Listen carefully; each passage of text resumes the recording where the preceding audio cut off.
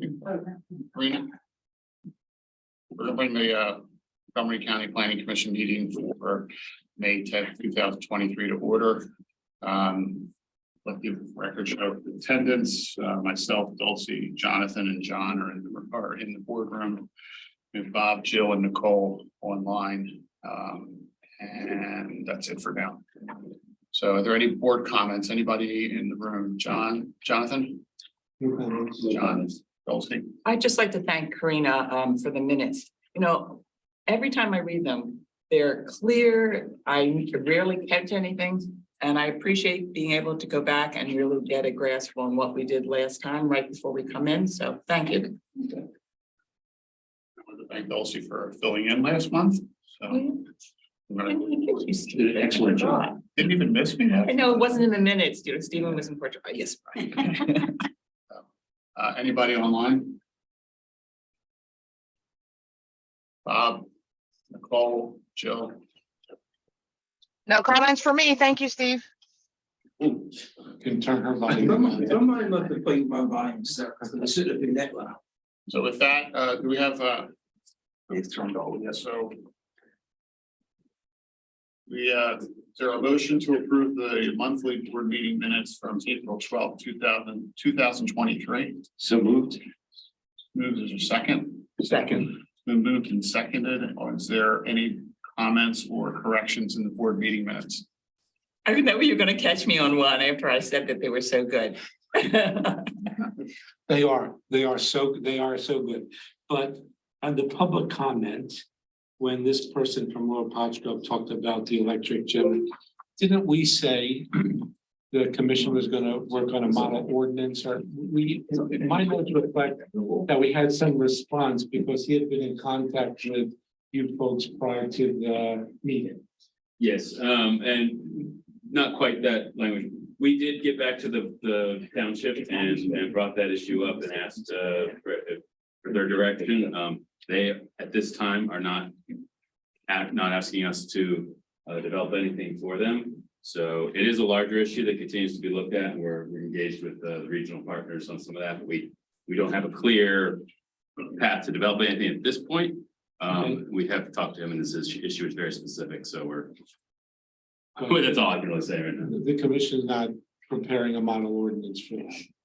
Not for that specifically at this time.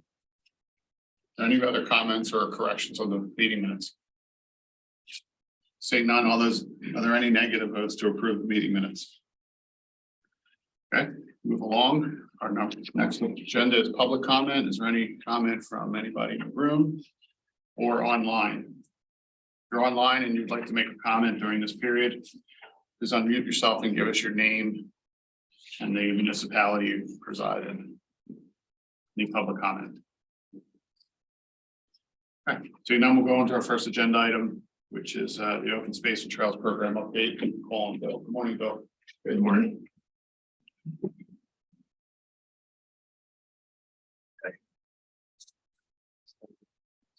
Now, you know, Bill, by moving your stuff where I got this camera at, right? So give me a second.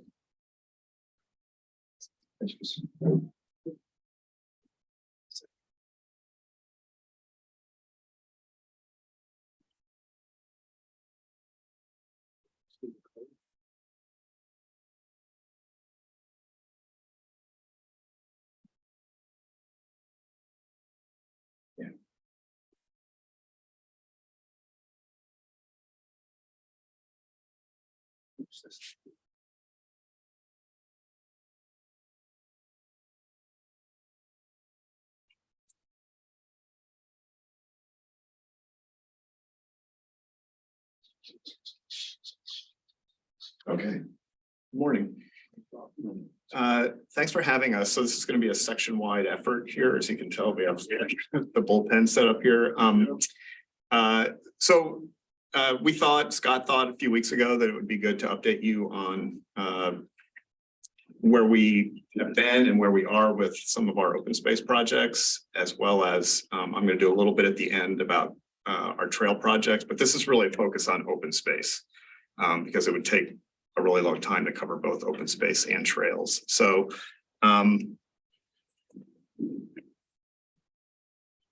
So I just wanted to talk very quickly about our open space program in general.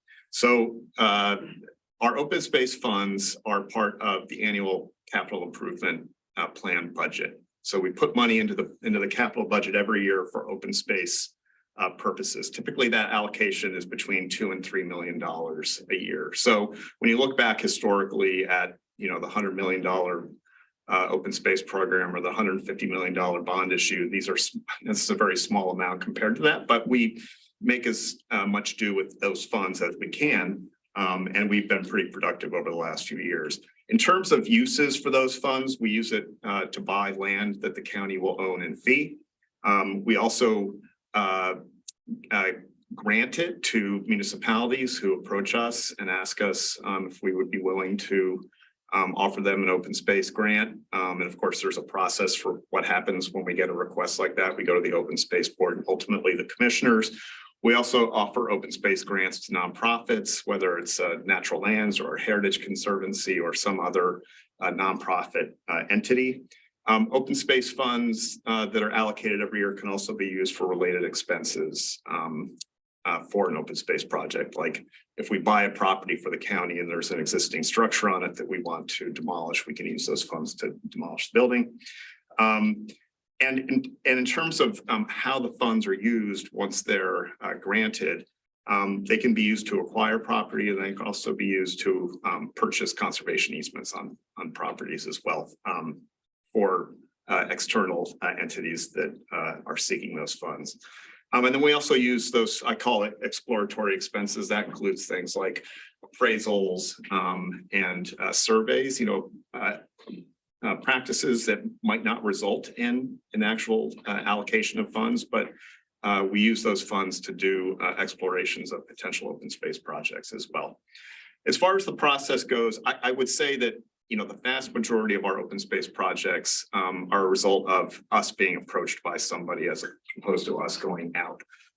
Municipalities, nonprofits come to us and ask if we would be interested in hearing about their project. And then we go through a process from there. We have criteria that we use internally that we look at, and that includes looking at the natural resources that are on the site, the resource threats. Is this an emergency project where it's under imminent threat of development? We look at the recreational resources on a property, scenic resources, cultural, historic resources, as well as agricultural resources to the extent that that's relevant. So we have a whole process that we go through with that. And then, of course, we always need an appraisal, whether it's one that we conduct if we're going after an acquisition by the county, or if it's we're being approached by a municipality or a nonprofit, we request that they have an appraisal done on the property so that we have that number and we can work toward a grant that fits into that appraisal value. Any questions about process before I jump forward? Okay. I actually do. So you exploratory, you actually get involved in surveys on, when you say surveys, do you like land surveys or? Yeah. Prior to knowing whether you would pick up the property, whether it be a Correct. project. Yeah. So example, there's a property in Lower Frederick where it may serve as a potential place where we could put a future trail. And so there was confusion over where the property lines were. And so we had a survey done to help us clarify that.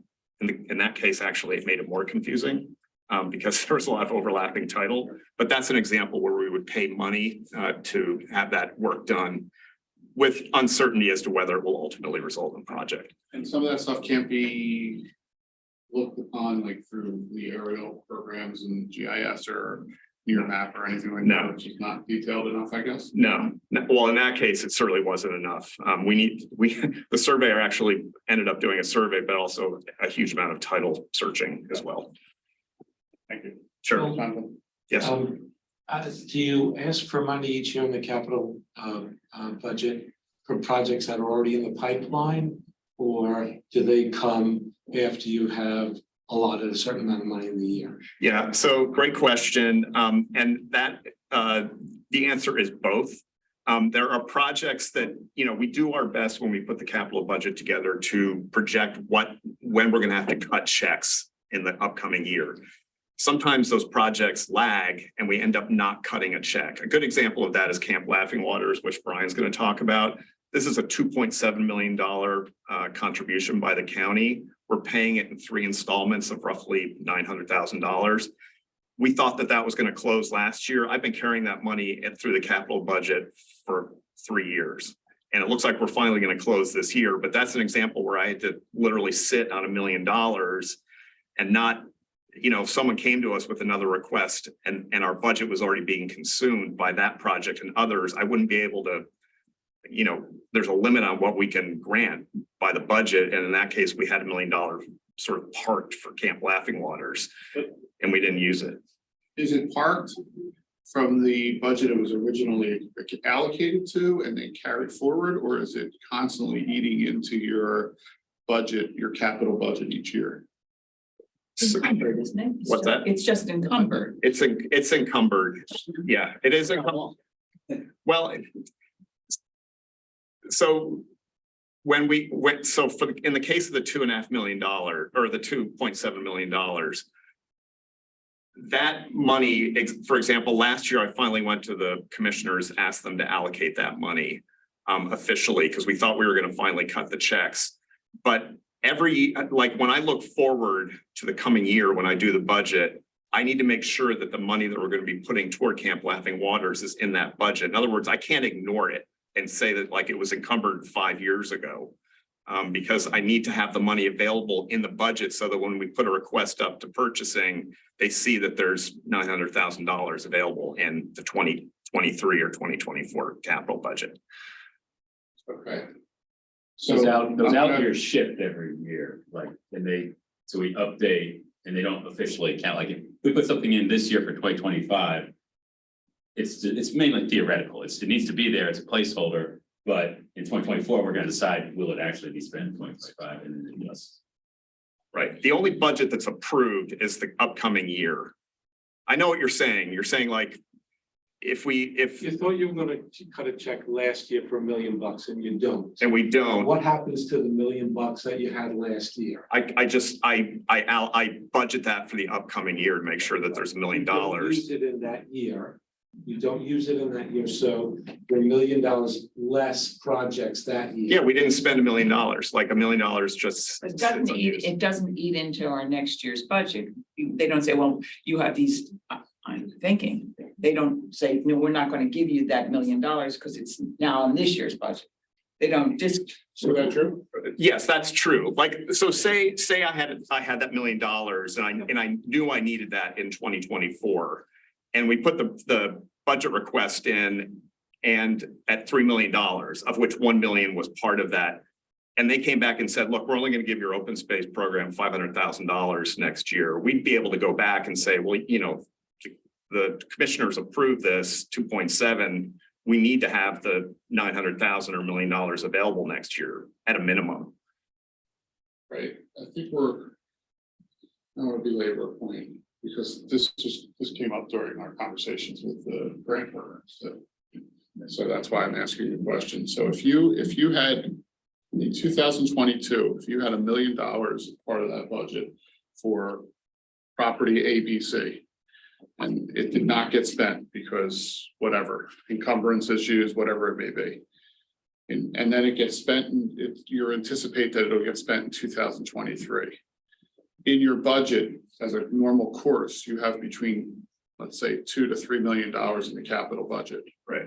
Is your $2 or $3 million going to be minus that $1 million or plus that $1 million?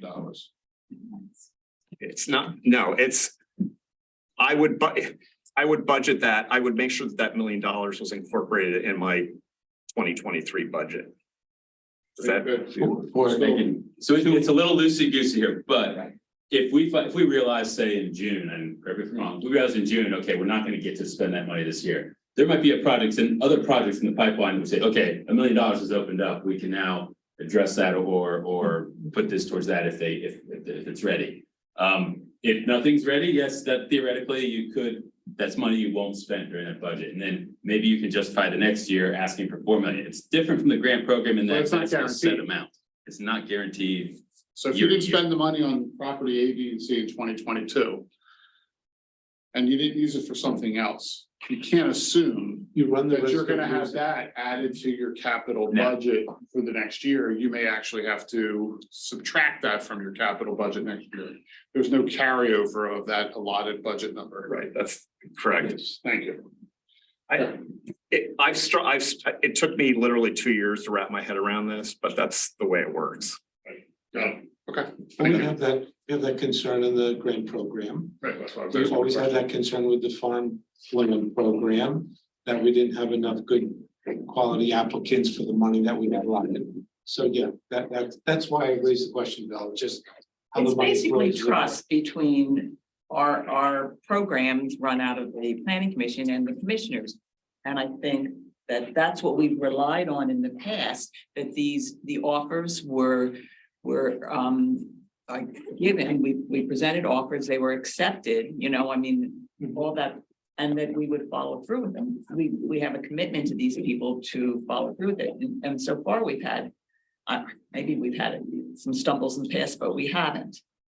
Yeah, in a sense, that the program is being penalized for not spending money. Except that it's not a program like the other two that have been compared. I will say that. We don't have a set.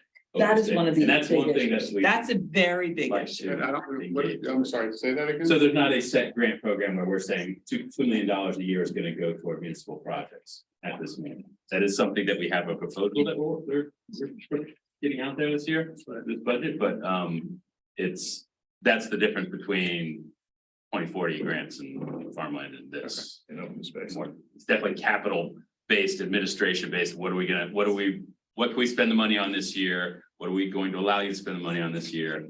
And then looking for the future, how that fits in. Okay, I beat the crap out of this one. No, and I was gonna hold my question but the whole question, the program has morphed because the program used to be more proactive and we'll discuss it at the end of the presentation. Thank you. Yeah, yeah, okay. Feel free to ask, we can talk about this more toward the end. So today, we want to focus on projects that we've done in the last couple of years, and that includes the 3 that are active right now, meaning money has been approved by the commissioners, but they haven't closed yet. And then we're going to talk about 4 projects that closed in the last couple of years, 2022, and so far this year, and there are 4 projects there. I did list at the bottom there projects that were completed back in 2021, but we're not going to talk about those today because it would take too long. So any questions so far? Because we're going to jump into the projects now. Okay. So the first project I'm going to talk about is one that we just did this past March. It's with the Highlands Historical Society. It's located in White Marsh Township, right? If you don't know where that property is, it's right near Sheaf Lane in White Marsh, and so Wissahickon Trails, Willow Lake Preserve, if you're familiar with that. So zooming in on this, like I said, it's in White Marsh Township. This was a project where we were approached by the Highlands Historical Society and with a request for funding from the open space program. This is a fee ownership project that the land would be owned by Highlands, and there would be a perpetual conservation easement placed on top of it, held by White Marsh Township. The area that would be owned in fee and eased is about 19 acres. They requested $500,000 and the commissioners approved it. There are a number of contingencies on this project because there are a whole lot of factors at play. We want to make sure that our funds, before they were provided, all these contingencies were met. Other partners in the funding mix, which I'll show you in more detail, include White Marsh Township, DCNR, Highlands, as well as private property owners. And Highlands anticipates settling this year. That remains to be seen because it's very complex. But just to orient you, here's Willow Lake Preserve, 109 acres. Highlands Historical Society, it's a mansion with formal gardens down in this corner. This is Sheaf Lane at the bottom and Skipback Pike right here. Highlands property is about 40 acres. A developer currently owns this lot here, lot 4, which is about 29 acres. Lot 3 right here is 15 acres, and lot 5 is about 7 acres. So these 3 lots, 3, 4, and 5 were the subject of this request. They total about 51 acres. Highlands wants to preserve the area within part of the area that's within lot 4 to preserve it, number one, and provide a connection between Willow Lake Preserve and their property down to the south. The developer, as I said, developer owns this. There was a proposal for 46 houses on the property, which you can see up here. This is lot 4, kind of right in here, but the development comes down through lots 3 and 5 as well. So obviously preserving this would save it from 46 single-family residences. The conservation outcome is kind of complex, but I'll try and simplify it. Basically, the goal is to take the 29 acres of lot 4 and preserve 19 acres of it for fee ownership by the Highlands, with the conservation easement on top of it by White Marsh Township. 10 acres of that 29 of lot 4 would be sold and eased to properties that are located in here. Lots 3 and 5 would be eased by the developer and then sold to the neighbor that lives down here. And then, so there would be a net save of 19 acres right in here in blue, which would provide a connection between Willow Lake Reserve via a trail here down to the main Highlands property and a trail along Skippack Pike as well. Funding wise, just a couple of things I want to point out here because you can read all of this yourself. The big contribution was from White Marsh Township. I mean, it's a remarkable amount of money that the township put up, $6 million. They have an open space fund, earned income tax fund. Here's our $500,000. They're seeking $1 million from DCNR. They're going to have conservation sales of an estimated $4 million. They have $2 million of donations from adjacent neighbors. There are some affluent entities in that area that are helping drive these contributions. That's where that $2 million comes from. And then there's an estimated $1.5 million in a tax deduction that the developer would take on the lots 3 and 5 down in the southeastern corner of the property. The appraised value of this property is about $14.4 million. And so that adds up to about 15. The reason I'm being sort of vague and generalized about these numbers is there's so many unknowns at this point that whether this happens remains to be seen, but the person driving it is very driven. So it's likely to happen, but I don't know if it's going to look like that at the end. Not going to run through these, but these are the contingencies that we put into the resolution with the commissioners to make sure that different things happened before we actually handed them a check. The commissioners felt very strongly about this, as all senior leadership did. And so we want to make sure that, you know, all the easements that were promised on the different lots were actually executed. We demanded that the easements, for example, on lots 3 and 5 would be held by a land trust. So Wissahickon Trail stepped up and said that they would hold those easements. And so there were a lot of machinations at the end because they're versed in open space, but not to the level that we are. So we want to make sure that all of these things were in place before we actually handed them a check, including, you know, a guarantee of the perpetual public access. How does the public get access to that property once it's all done? So there's parking on the Highlands property. And it would be available 365 days a year. They can park there. They're thinking of expanding the parking lot. They can get out there, walk up to Willow Lake. There's a very small area where you can park in a adjacent business to Willow Lake. You can park up there and walk down from there to go south. Okay, so I'm going to flip it to Brian to talk about Camp Laughing Waters. Oh, sorry, one other question about Highlands. What, Yeah. approximately how much like trails, like mileage of trails do you think it would be? Like, does anybody Well, I mean, know that, or- I don't know the miles, Stephen. There are a lot of trails that exist in Willow Lake Preserve. Highlands has trails on it too. They mow through the fields. I mean, that connection between the two isn't very long. I mean, it's maybe quarter of a mile, third of a mile. If that, the big, if that's executed, there would be 170 acres of contiguous open space between the 40 of Highlands, the 19 preserved as part of this project, and the 109 in Willow Lake. That's the big save at the end of the day. And so the you're connecting genesis over. of this project was from the Lee family, who put the easement on that property, Ellen Diston, I don't know if she goes by Lear Diston now, who has the property up there. And the easement, because Montgomery County Lands Trust was involved with that, with the family. And I think now from Highlands, you're gonna really have better access to the Willow Creek Preserve because of people being able to come to the Highlands and then go up there and around. Yeah, I think you have to park in a CVS parking lot Yes, now. you do. That was developed after the whole, you know. If they're walking 170 acres, maybe it's not perfect. Yeah, For sure. Hey, Stephen, a quick question. Good about- Okay, when it's all said and done, all the shuffling and everything else, how many lots will be on that original 40 acres that the developer bought?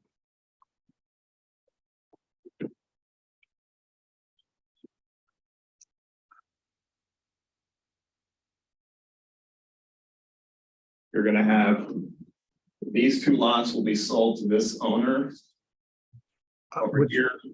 I'm sorry, I can't see where you're. Oh, sorry. I don't know, you probably can't see that either. So let's see, it would be 1, 2, 3. 3 lots plus the Highlands property. They get the Highlands property, the developer? Excuse me, can you say that again? I'm saying, you said 3 lots plus the Highlands property, and my question is, does the developer get the Highlands property, or is it? How does that work? No, once this project is executed, the developer's out of the picture. Basically, the Highlands, between the sale to the neighbor and the Highlands purchase of those 19 acres, all the land that the developer owned is then preserved. And what's the net to the developer? Money. Financially, Yes, it remains to be seen. It's going to be $14 to $15 million. is it? Okay. All right, just curious. Thank you very much. Appreciate it. Sure. Hey, O'Brien. Okay, well, we could probably have a whole board presentation just on this property and its complexities, but I will move it along. So Camp Laughing Waters is a Girl Scout camp that has been talked about and been worked on in regards to its conservation for several years. At this point, it's located basically actually in New Hanover and Upper Frederick Townships because it's so large. The goal has always been for the Girl Scouts is to basically make the whole operation more sustainable. They've sold several camps in previous years and have sort of tried to sink improvements into this property with the hope that it will become more sustainable over time. And so the goal is with this property that Natural Lands would be the primary conservation entity responsible for its conservation with our help financially. And so basically Natural Lands have been working with them and us for several years to preserve about 455 acres of the total 700 plus acres of the property. The 455 acres is in regard to the highest conservation area of the property, which is capable of being funded by DCNR. So they received, after several failed tries, finally got a grant from DCNR for $500,000 to basically meet everyone in the middle in regards to funding. So actually, we, as Bill had mentioned, we're providing $2.7 million over 5 years. I think the total ask or the total price of the conservation easement is $4 million. So it's way more than half of in this case, but we felt that was it made sense because this is the largest project that we've worked on in several years. And but New Hanover and Upper Frederick are also contributing, proportionally speaking, to this project. The total acquisition cost is going to be around $4 million. Yes, that exactly. And we've been delayed a bit over the course of the last probably 1.5 to 2 years. But we do anticipate to close at the end of this year, or Natural Lands will close with them, the Girl Scouts, at the end of this year. But of course, one of the conditions of our helping to preserve the property is the receiving of a trail easement through the property. And this has been the points of negotiation over the several months since they signed the agreement of sale, which was, I think, in 2021 at this point. So we've extended the due diligence period a couple times. So basically, we're getting an almost 2-mile long trail easement through the southern piece of the property here, is that which is in teal, as well as in orange. The orange part symbolizes where we will have a future trailhead parking. Currently, it's proposed as a purely pedestrian oriented trail, at least in its initial formulation, although it will allow us to eventually build a multi-use trail there someday. But this trail is actually along in alignment of one of our trails that is along our county-wide trail system. So basically at the end of this Swamp Creek or Sunrise Trail, at the beginning of what we call the West County Trail, which doesn't currently exist yet. But with this, we'll be part of the way there with this. And here's just a brief overview of all the funding that's happening. So yeah, so $4,050,000 in total easement value and transaction costs with this. New Hanover is giving their contribution over 10 years, Upper Fred over 3 years, and us over 3 years as well. And actually, the Girl Scouts are also kicking in some money of their own into the transaction to sort of help. No doubt from cookie sales. Yes, exactly. So back to the trails. I'm sorry, go, John. Who owns the property? The Girl Scouts currently own the property, and they will own the property after the transaction. This is So I don't understand why the Girl Scouts are chipping in money to buy their own property. well, it's sort of they're kicking in. It's Some of the ancillary fees. yeah, some of the ancillary fees and costs to sort of sort of donating value to meet the appraised value of the property. And I'm sure natural Create land, the conservation easement. Yes. Yeah. and natural lands has put in years of work, so they might be paying them a little bit for some of the kind of. I'm trying to focus on the money, but I find that where the relevance to the. I was. It was essentially in an effort to fill the gap, because DCNR will only fund so much, and I think Because this was needed to hit the $4,050,000 mark. Is that right? exactly. Okay. Yeah, there was a number that Okay, had been thank you. So back to the trails. yes. Why that path? Why that? So a lot of this is in order to maintain their programmatic goals. As we still are seeing with a lot of, especially youth-oriented organizations, a sort of a concern about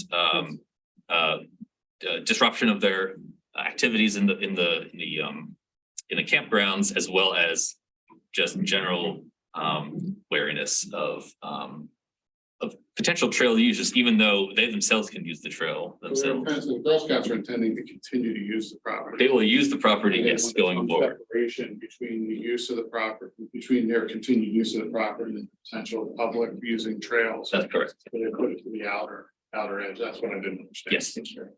That's right.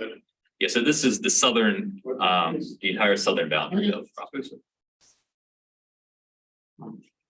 Even though some pieces actually this piece to the absolute right of the screen will actually have full public access. So there will be fishing and other types of passive access to this end of the property, which will hopefully be enabled by our trailhead. What's the difference between the orange hatch and the green hatch? The orange hatch was the result of a negotiation about where a parking lot can go. We were Natural Lands needed to know what to exclude out of the conservation easement, but we weren't sure from a land development standpoint where, how feasible different parking lot configurations were. So we just said Trails and parking. Correct. It's just trails. Correct. Got it. Okay. Overall, these are these are all considered excluded out of the conservation, the conserved pieces of the property. Thank you. And so we will actually own this easement in this situation, though we will not own the conservation easement, though we will be beneficiary to it. And so we've had a say in how it will look. That's it. Okay. Next project is the Barber property This is located in Lower Frederick Township. You can see where the star is. That shows the general location of where the project is located. Zooming in, looking at this left-hand side here and to orient you, here's the Perkiomen Creek. And the Perkiomen Trail runs along there. The Barber property is located right here. You can see an enlarged version of it right here. This is immediately, and if this is relevant to why it's a good project, it's immediately adjacent to the township's Colonial Park, which is 22 acres right here, and right across the creek is Upper Salford's Romer Park. So it's got immediate access and adjacency to public open space, trails, and of course the creek. So we were approached by the Heritage Conservancy about this project. They were working with the Barbers to place a conservation easement on this property. The property in total is about 77 acres. It's comprised of a 63-acre lot down here in green, which is the subject of the funding request, in addition to a 15-acre parcel up here that's shown in orange. The plan is to sell this 15-acre portion to the Barber's son. And eventually he would place a conservation easement on the property down the road, but there's no guarantee, but that's the plan. And then Heritage came to us and asked for open space funding to help them acquire the conservation easement on the 62 acres. It's relevant to note too that this is the #1 preservation project identified by the Lower Frederick Open Space Board. So this was a high priority for the township as well. What's the property that's going to the sun? What's that zone? What's it zoned? Yeah. I do not know the answer to that. I mean, it's got a residence on it, but I don't know the answer to that. This would be a perpetual conservation easement held by Heritage Conservancy. And we were asked to provide up to 40% of the cost of the project, which would be about $251,000. Other partners included Lower Frederick, and you'll see in the funding mix, DCNR, and this will likely settle sometime later this year or early next year. They put in a grant application in DCNR this past spring, so it's going to take several months to find out what the outcome of that is. So zooming in a little bit, you can see that the area in green is the highest protection area. That's about 56 acres. Standard protection, which is the next level down of protection, is shown in orange. And then the area of minimal protection, which is typically put around areas where there are improvements. In this case, there's a residence and some outbuildings in that minimal protection area. But you can see it's largely woodlands. It's got some fallow agricultural fields. It's a nice property. And they're also, Barbers are open to providing access into Colonial Park as well as part of the conservation easement. Funding wise, I'm not going to march you through every piece of this, but I would direct your attention to the bottom line. You can see how the grant that they've requested from DCNR would pay about 50% of the conservation easement acquisition costs. The commissioners approved up to 40% of a contribution by the county. That's the 221. And then Lower Frederick was anticipated to donate 10%. As it turned out, Lower Frederick said that they would donate 12%. And so that drops our contribution down to 38%. So even though the commissioners approved up to 221, we're actually going to pay around 208 toward the acquisition at the end of the day. So again, nice example of a partnership amongst numerous parties for a really high quality project. Okay, I'm going to throw it to Ellen. Where you going? Good morning, everyone. So I'll try to move through this pretty quickly because we have several more to go. This one is probably a bit more simple, really, so it should go quickly. This is the Clemens property. It's located in Salford Township. You can see there. It's adjacent to the Fulshaw Craig Preserve, which you might know about, and it's at the intersection of Houseman and Camp Green Lane roads. Okay, so here zooming in, you can see that it is a fee acquisition by Natural Lands.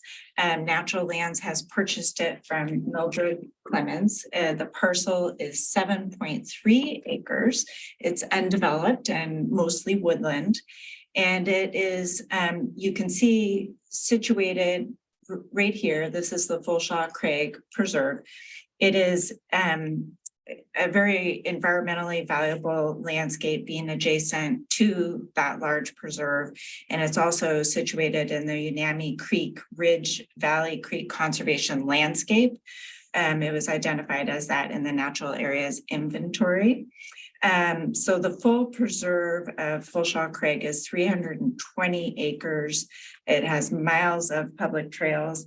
This acquisition will allow for additional trail connections. It is ecologically sensitive and has some Why? special plant communities. I'm Why sorry, is it ecologically sensitive? plant communities, wildlife. The whole preserve is just filled with pretty special environmental qualities from what I understand and I've read. And the county has been involved, very interesting, since 1987 in funding more than 10 different acquisitions that have helped put together this whole preserve. So we're building upon piecing together adjacent properties and such. So that valuable from an environmental standpoint as well as recreational standpoint as well, that connectivity. So we provided $52,400 towards the purchase. Other partners were Salford Township as well as a DCNR grant, C2P2, the Community Conservation Partnership Program. Just closed in March. You can see the appraised value was $110,000. The grant from DCNR, that natural land sought $60,000. Salford contributed $20,000 and we the $52,400. So that's it. Short and sweet for that one. Unless there's any questions. So this 7.3 is contiguous with that 320. 20. It's riparian too, is it not? Yes, that's correct. High value. Yeah. Okay, the next is the Cary property, which is in Whitpain Township. This also is of the smaller nature, but it ranks very highly in connectivity to other open spaces. This was a project pursued by Wissahickon Trails. The owner of this property is also the owner of Dawsfield, which is a historic state in Whitpain. George Washington slept there, and but this allegedly. But these the property next door to this to Dawsfield is not historically significant, although it is, as you can see, surrounded on at least two sides by preserved land, which is owned by Wissahickon Trails, and it is around 12 acres in size and actually contains two parcels. And so the goal of this project was, in order to fund it, to do a conservation, basically do a subdivision sale of the house that's on the property, cut it out, and then to retain the remaining acreage. And so Montgomery County, because land is rated pretty highly in Whitpain in this area, the funding that was granted to them was about a third of other asks that they asked. Wissahickon Trails also asked Whitpain Township for money, who also has an earned income tax, open space tax, as well as DCNR for funding as well.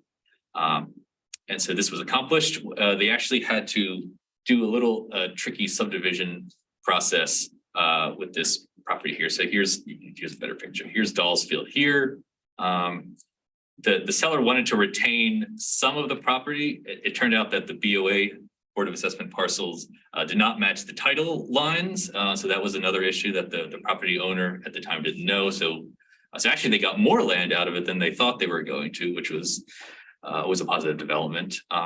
And so, as you can see, it was just largely turf here with a creek on the one side and some woods. However, they have already begun to naturalize the property. I think they had a planting actually a few weeks ago to start renaturalizing it, that is, and they actually settled in December 2022.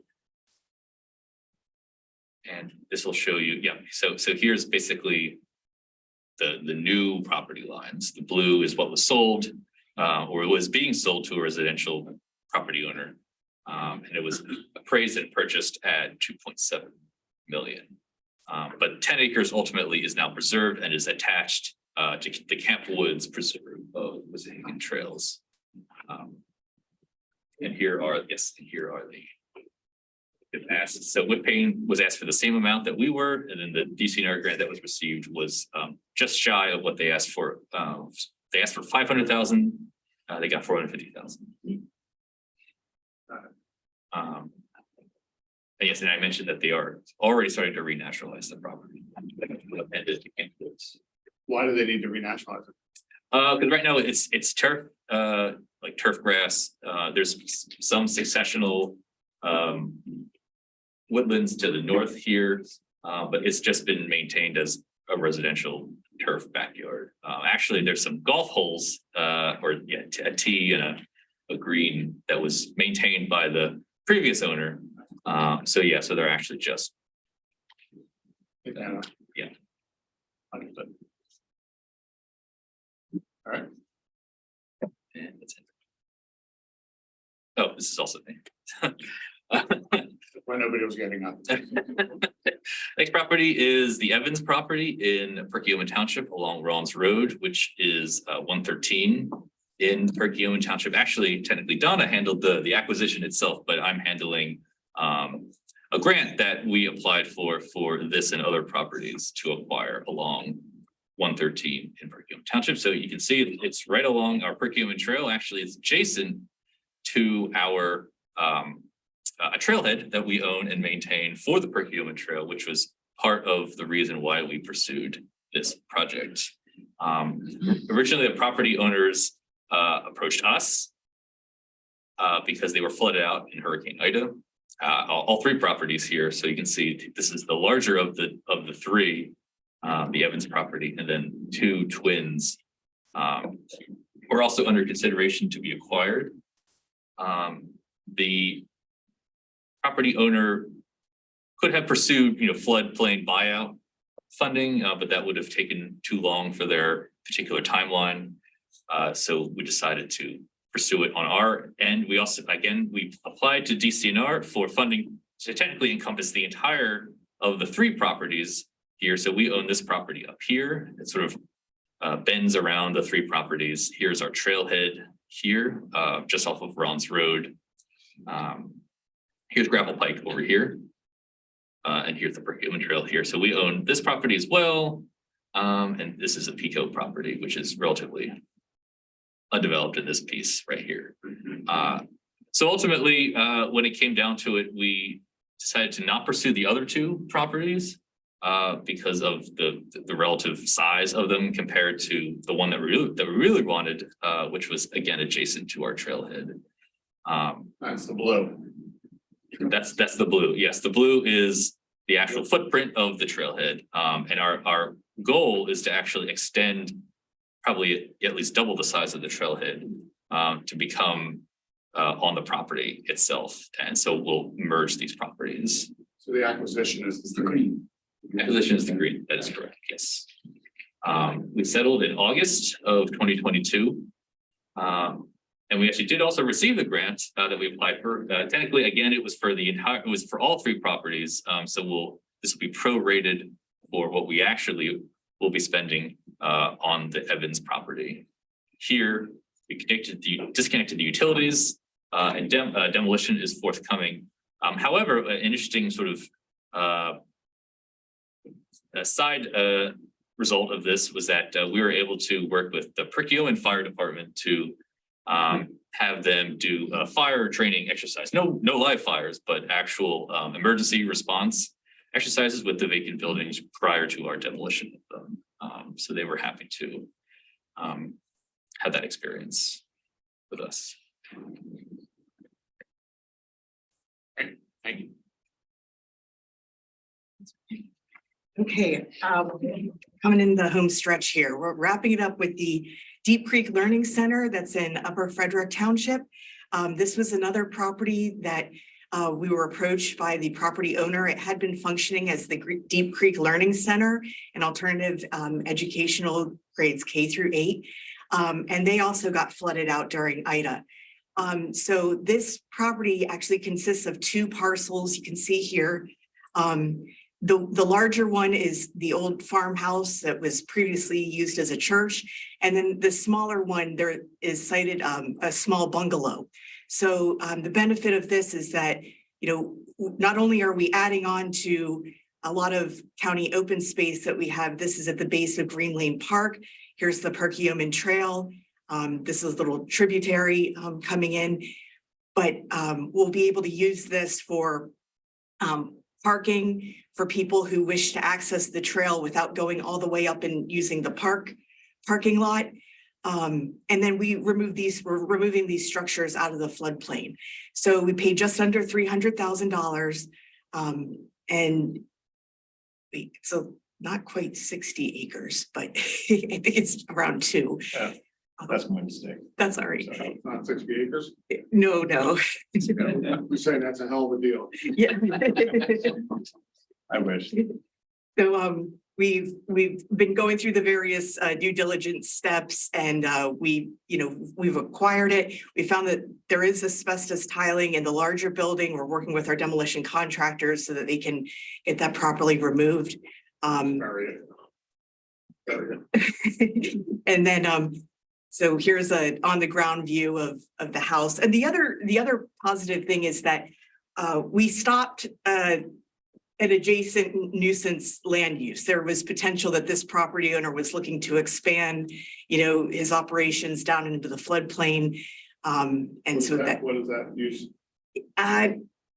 Parking, and it's like an industrial type. There's always a lot of trucks, and so.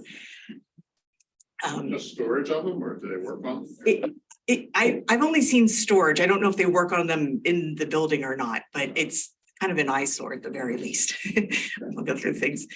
So here's the ground view. And then here you can see the access to get up into Green Lane Park from the trail.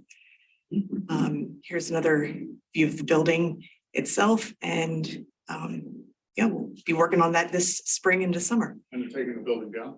Yes. Yep. Both this and the small bungalow behind it. We're working on the bridge there too, aren't we? Yes, there's a lot going on at Bridge 99. Okay, so I'll finish this up here with a brief update on our trails. I guess one thing that I'm thinking while I'm watching everybody go through this is that, I would say that the majority of our time is spent on our trail projects. These open space projects are really important, but they are also extraordinarily time intensive. Like even a simple property like Ron's Road or Deep Creek Learning Center, getting to the point where you can actually tear a building down requires a lot of work. So I just want to, if nothing else, acknowledge all the work that everybody does on those small details, because it just takes a lot of time. But we really feel that the end result is so worth it. Even on a small parcel like an Evans or Deep Creek, that's a really nice contribution to our open space network. And perseverance. And perseverance, yeah. I don't know that I have that discipline, but luckily these guys do. So it works out really well. So just a quick update on our trails. And I'm doing this off our trails map. So this is the primary trails network map. I've broken this out into 3 sections. Projects that are either being studied right now or were very currently studied in the last 2 to 3 years. So looking at this map, you'll see that we did and some of these things about. So we did a feasibility study on the Germantown Pike Bridge crossing of Germantown Pike for the Cross County Trail. That was finished last year. Currently, right now, we're studying 2 segments of the Cross County Trail. The one that runs from where that bridge would be all the way up to Joshua Road, where it would then connect into the Erdenheim portion of the Cross County Trail. And then the current study that we're doing also is looking at the portion of the Cross County Trail from Skippack Pike up to the Fort Washington SEPTA Regional Rail Station, up at the top of White Marsh and near Upper Dublin Township. And you may remember that we recently completed a advanced feasibility study for the Cross County Trail, what we call East, which is a segment from Dreshertown Road and Welsh Road all the way up to where the Cross County Trail would connect into the Pennypack Trail. So those, oh, and we also did a study on that segment of the Wissahickon Trail from where it is at Morris Arboretum to where it would connect down into Forbidden Drive. From a design standpoint, we have a number of projects going on right now. We have Brian is working on the design of the easternmost section of the Cross County Trail where it will connect into the Pennypack Trail. That's a 2 mile, just under 2 mile segment. That's under engineering right now. That'll take about 18 to 24 months to complete. We're also have just completed the design for that small portion of the Pennypack Trail in Rockledge where it connects up to the Philadelphia city line. Right now, it's just an unimproved rail corridor, so that's only about 800 feet, but it will literally complete the Pennypack Trail. That design was just wrapped up. That will go out to bid this year. This is Erdenheim. This is largely designed. It's the 2 mile segment from Joshua Road along Erdenheim Farm and over to West Wissahickon Ave. In Springfield Township, we're undergoing the final negotiations on that design right now with the farm, but that's largely completed and we're just working out the final details with the farm. The Trail Junction Center, the building down at DeKalb and Lafayette Street, that is in active architectural design for renovations. We just hired a landscape architect to do site work on that project. All of that is envisioned to be completed by spring of next year, and then it'll move directly into construction. We also received a grant to do 2 trailheads at Hawes Ave and Chain Street in Norristown. Those are 2 recommendations that came out of the trail diversity study that we did back in 2020. Those will be really nice improvements to gain access onto the Schuylkill River Trail. And then lastly, we just got our MPDES permit for the Schuylkill River Trail 422 connector, which is literally the final portion of the Schuylkill River Trail that needs to be built to complete it across the county and get you over into Berks County. That's going to go out to bid probably this summer, early fall. Built or soon to be built. This is an older project, but we worked on improving the very end of the Perkiomen Trail as it goes into, I guess it's Route 29 in Green Lane. That was done a couple of years ago. We finished the last 3/4 of a mile of the Pennypack Trail as it goes up into Bucks County. As I said, this portion of the Pennypack is going to go into construction this year. Let's see, okay, we're hoping to get the Erdenheim Trail into construction this summer, fall. As you know, we just completed the Chester Valley Trail in Upper Marion, Bridgeport, and Norristown. That's a 4 mile segment right there, which closed that final gap in the Chester Valley Trail. I said we're going to get into the Trail Junction Center probably next year. And then I also mentioned that we're going to be building that portion of the Schuylkill River Trail starting this fall. So all in all, this is what you're looking at. That includes everything studied, everything engineered, everything built or to be built. So we have a lot going on. There's a lot of focus on the Cross County Trail right now because we really view that as a significant spine in the primary trail network. And we're exploring pretty heavily federal funding to get that built out over the next 6 to 8 years. So we feel good about the work we're doing. We feel like we're making solid progress. It just takes a long time, but we'll get there. So that's the end of the formal presentation. We're happy to field any questions. Yeah. Any questions for Bill and his team in the room? Jonathan? It was really nice. I really appreciate that. Thank you very much. It's nice to see an overview like that. Yeah, thank Yeah. you, and to the team too. Very nice. Elsie? All of this shows how hard you're really working. And these projects, as Bill said, very mildly, are really complicated. And they're really long, and they often have histories that don't even get presented. Histories of philanthropic generosity, tenacious optimists who said, even when we say we can't do it, that we'll figure out a way. So I think these are great signature projects for Montgomery County. I'd like to see a little more flexibility for these people who work so hard to allow them to be proactive instead of having to be reactive all the time. They have so much coming over the threshold that sometimes you can't get out there and think about what we could do. So it's wonderful, and thank you. Anybody online? Bob? Anything? Jill? Anything? No, Stephen, I think, this overview shows the amount of work that the members of the planning commission, the staff, spend in a typical year. So I think it's important to know. I hope that the public understands when they drive past a trail or they ride their bike on a trail that it just didn't show up. There's a lot of give and take and time-consuming negotiations if it includes open space. So, kudos to the group that's doing this and to the planning commission staff members themselves. Jill? Sure, yeah, I just wanted to say it was so nice to see all the different types of collaboration going into these projects, and was really wowed by White Marsh. And overall, great presentation. Thank you. Thanks, Jill. Nicole? Thanks, Stephen. I would note, similar comments to the other board members. I know what it takes to go through these property acquisitions. It is difficult and arduous, and you have to stay the course. So kudos, a lot of good work being done here. Not easy, but very rewarding and very beneficial to the county residents, many of whom aren't aware of all the hard work that's being done on their behalf. I would echo back to some of the, questions that came up early in the conversation. And I think maybe in the interest of time, maybe for a future discussion, I would like to hear a little bit more about what was alluded to about potentially creating a more consistent grant program for the open space funding. I think that could lead to some of the efforts, as Dulcie mentioned, being able to be a little more proactive.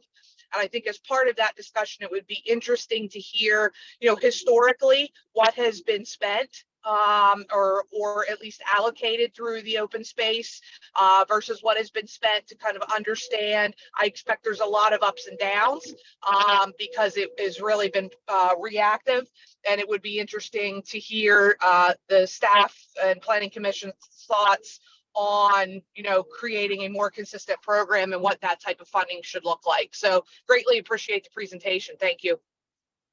Thanks, Nicole. So my only question, or doesn't necessarily need an answer. When you evaluate the open space, I know you talked about the appraisal value when you're trying to acquire, but I'm assuming that appraisal value is based on whatever that land use might be, like for example, the Girl Scout camp. The Girl Scout camp is going to remain a Girl Scout camp, and I'm sure that's part of the easement agreement or the agreement for it. So there's a value to that. But do you ever get into going to the one off of Sheaf Lane where the developer had a development plan for houses? Do we know do we ever get involved in figuring out what the appraised value of the property is with its development rights? Highest. As opposed to Highest and best use. as opposed to what we're purchasing it for? Yeah. That's But that- Yes, we that's do. one thing I would, I don't know if it's possible to follow up on some of those if they're available for some of the properties we talked about today. But I'd like to see that value that's being given up, because that's significant and there's a significant effort and whatever word I'm looking for, but there's a significant response from the person who's giving up that potential development right. Mhm. And for the better good or for the greater good. And I'd like to understand what that value that's being given up. So if that's something you can follow up on, I'd be interested in that information. The farmland program did that all the time. Yeah, so We do it all the time. That's the highest and best use versus. I understand that. I think the key here is I just wanted to see what the difference in value is, because, developer, I mean, it's $14-15 million, but what's that property worth without the with the development rights? So. We do that. I mean, that's oftentimes in easements that are donated, where the person donating the easement is receiving a tax deduction. That differential between the two values that you're talking about is what that donation. No, I understand. And I worked with property when I was a commissioner in Abington. on Valley Road with Ward Simpkin. He had a 10-acre property and he got favorable. He did a 10-year, whatever it is, a 10-year commitment to not to whatever, put an easement on or not, or take the assessment down so that it was considered non-developable land. I forget whatever the process was. And, you know, there was a discussion about what the property value was based on its development rights and what its property value was without the development rights. So, Right. Yeah, that sounds like an Act 319. yeah. Or 5 I years. can't remember what it was. Yeah. Yeah. So, Yeah. but no, I mean, that's Yeah, part of the equation. yes. Yeah, I'd be happy to talk to you more about it. Yeah. Can I just say one last thing? I know I'm like over, but I just wanted to say that our section, Donna, Ellen and Brian work super hard on all these projects, and I don't get very many opportunities to publicly acknowledge all the work they do. So I'm just going to do that right now. I couldn't function without them. They all have really diverse skills and interests, and they all work very nicely into all the work that we're doing, the scope of the work that we do. So just want to say thanks and acknowledge all the hard work they do. So, because we wouldn't get it done without them. Thanks for sharing.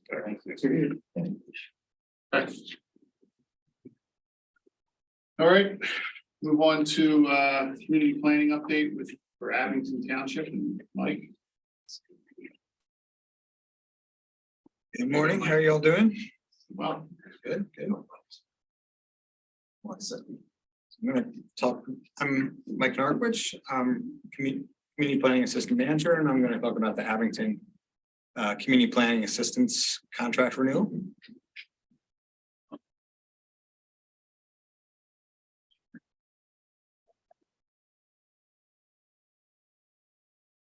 Okay. Interesting symbol just popped up, but there's the regional location map on the left, showing Abington's location in Montgomery County. On the right, just some basic demographic facts. The latest population figure from the census population estimates released in 2022, reflecting 2021 data, is that Abington's population is 58,471, which is the second most populous municipality in the county after Lower Merion. And from census to census, 2010 to 20, Abington gained 3,192 residents for 5.8% growth, which is just a bit under the county's 7% growth rate. This is a map of diversity, and it's measured by the diversity index. And the diversity index is applied here, relates to race, and it is measured based on the probability that two individuals meeting at random in a specified geographic area, in this case, US Census blocks, are of different race. So it's showing that the most diverse areas are the ones that we show in navy, moving to the less diverse, which are the lighter green. And so it reflects what we in fact know about where non-white populations are in the township. And so Crestmont is an area which has the highest African-American population. So you see the navy color. Also Roslyn, North Hills, and Parson McKinley have relatively high non-white populations. And I thought it was kind of interesting to look at the redlining maps and how they relate to Abington. And you'll see that a lot of the areas that were unfortunately targeted in the 1930s by the Federal Homeowners Loan Corporation as being areas flagged for risky lending are those areas that have been historically the more diverse parts of the township. So it just shows you, again, Crestmont, North Hills were really singled out. Again, areas with high African-American populations. I know in North Hills, they specifically cited, for example, African-Americans and Italian-Americans. It's just really disgusting when you read some of those data sheets. And then also parts of Roslyn were flagged as Class C, definitely declining. The existing land use map for the township shows that it is really residential, really residential, 56% single family detached, and that compares to only 36% countywide. So Abington does have plenty of multifamily units and some twin and duplex dwellings, but they're really relatively low. And really, it leads to a question about what kind of housing choice and housing availability there is in the township. The second category in terms of percentage of land occupied is the institutional land use class, and that occupies 14% of the township's land compared to only 9% in the county. Abington does have universities, Penn State Abington, Manor College.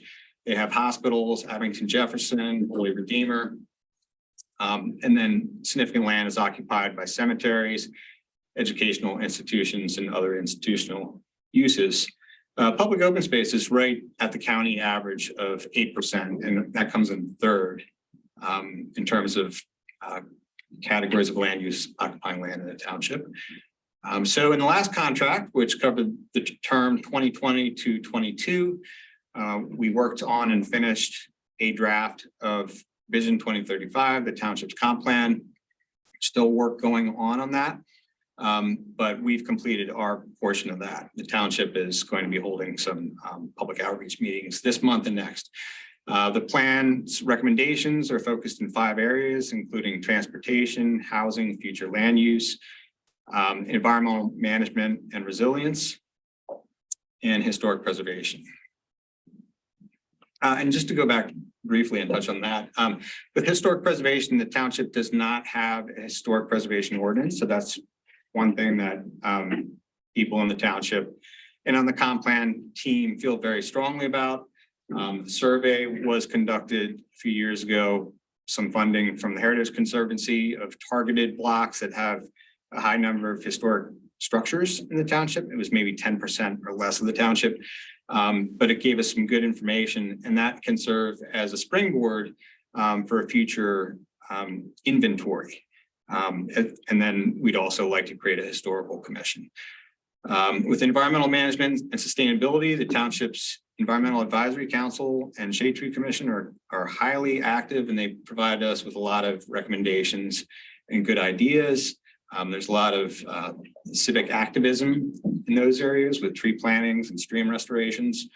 We're looking at the riparian corridor district, which we adopted several years ago, and whether there's opportunities for expanding that to some other properties. The Shade Tree Canopy Plan was drafted by the Shade Tree Commission, and that has not yet been adopted. So we may have an opportunity to participate in the final revisions and helping that get adopted. Transportation, I'll be talking about that more in a moment. And future land use, we've got workshops coming up. We had one a little while ago, about 1.5 years ago, and now we're going to have a couple more this month and next on that topic. So this was from the first future land use public workshop at Crestmont Clubhouse. And also in this last term, we conducted an online survey and had online mapping, requesting feedback on transportation issues in the township. We prepared a future land use survey, but there's a lot of sensitive issues with that. And so the town's just being very careful how they navigate those waters. And they decided in the end to hold public workshops instead of having the survey. These are just a couple of images from the transportation survey. Online map is on the left. That's from ArcGIS Online. And so we allowed people to draw their desire lines for where they'd like to see sidewalks constructed, or in many cases where there's existing sidewalks, but where they would like them to be made safer, whether it's with crosswalks, whether it's just making the pedestrian experience more comfortable, maybe better lighting, better surface conditions, what have you. And the top issue in the township was identified as speeding or cut through traffic in residential neighborhoods. I know there's been talk for some time about traffic calming and enforcement in neighborhoods. Pedestrian connections and bike connections also scored highly. Also completed, I just wanted to clarify, there are a couple of topics that were not the focus of the recommendations in this comp plan. And they're being addressed in separate initiatives and separate planning processes. So there's a stormwater management plan. There will soon be an economic development study, and there is a parks, rec, and open space plan. And then, like I mentioned, future land use is going to have outreach this month and next.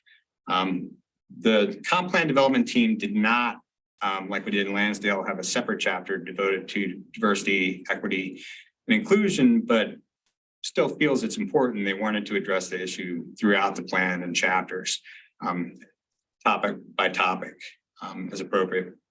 So as we went through and we looked at the data, we always consider that, whether it's thinking about redlining and housing or home ownership. And the bar chart shows home ownership rates by race, and it varies greatly from 58% at the low end to 87% at the high end. So the white population has 87% home ownership rate in Abington. But on the lower end, if you're American Indian, Asian alone, some other race, home ownership rate is closer to 60%. For Hispanic or Latino, it's about 2/3. How do you address that in a comprehensive plan? What'd you say? How do you address that in a comprehensive plan?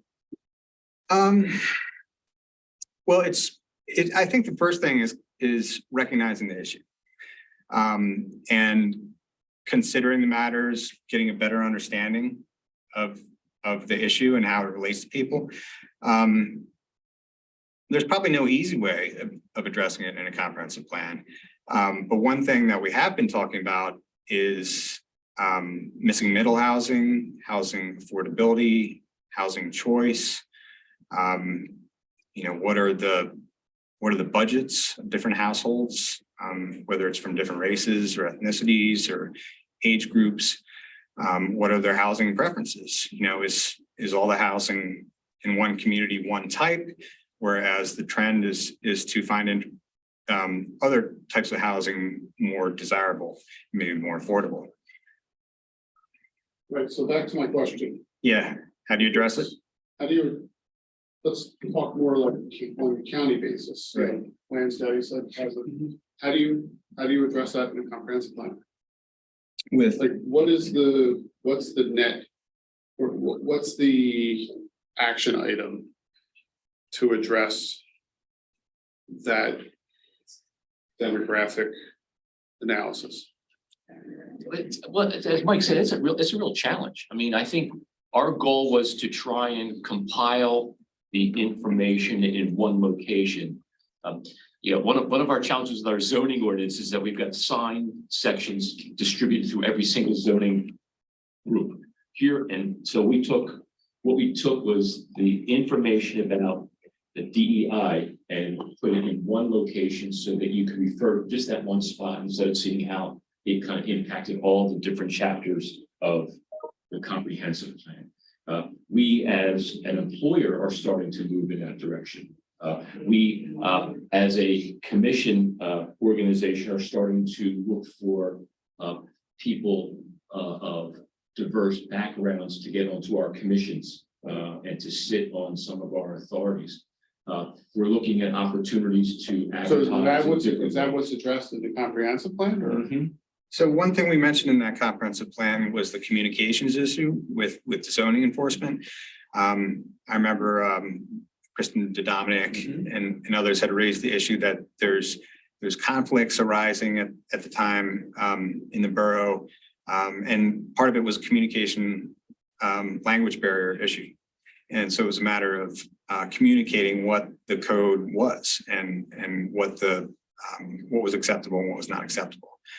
So that was one issue. Okay. I'm trying to. That is a relationship. That's a relationship between the governmental entity and the population, and that I understand there's a need to understand who your population is and how to best serve them without the filter of race involved in it. I get that. what I'm asking is, how does the diversity analysis and how does the desire for diversity get somehow incorporated into a comprehensive plan to move the needle on this chart that you show here? Yeah. I don't, I'm not asking this question because Right. it's not a leading question. I Sure. truly Yeah, no, don't understand. I understand the desire to move to a more diverse and somewhat sensitive Mhm. population and relationship between whoever is, the authorities and the population that the governmental entity is serving. Mhm. What I don't understand and what I haven't been able to understand is how does the analysis of the current lack of diversity in certain communities, how is that going to be solved in the land use, which is large portion of the conversations in comprehensive plans? How is that going to be addressed, or potential solutions in a comprehensive plan, or leading to solutions in a comprehensive plan? That's what I don't understand. Right. This is not a criticism. This is not, I just don't understand how the two of them mesh Mhm. and what, without going over a slippery slope, how you can codify some of that and not, not open yourself up to,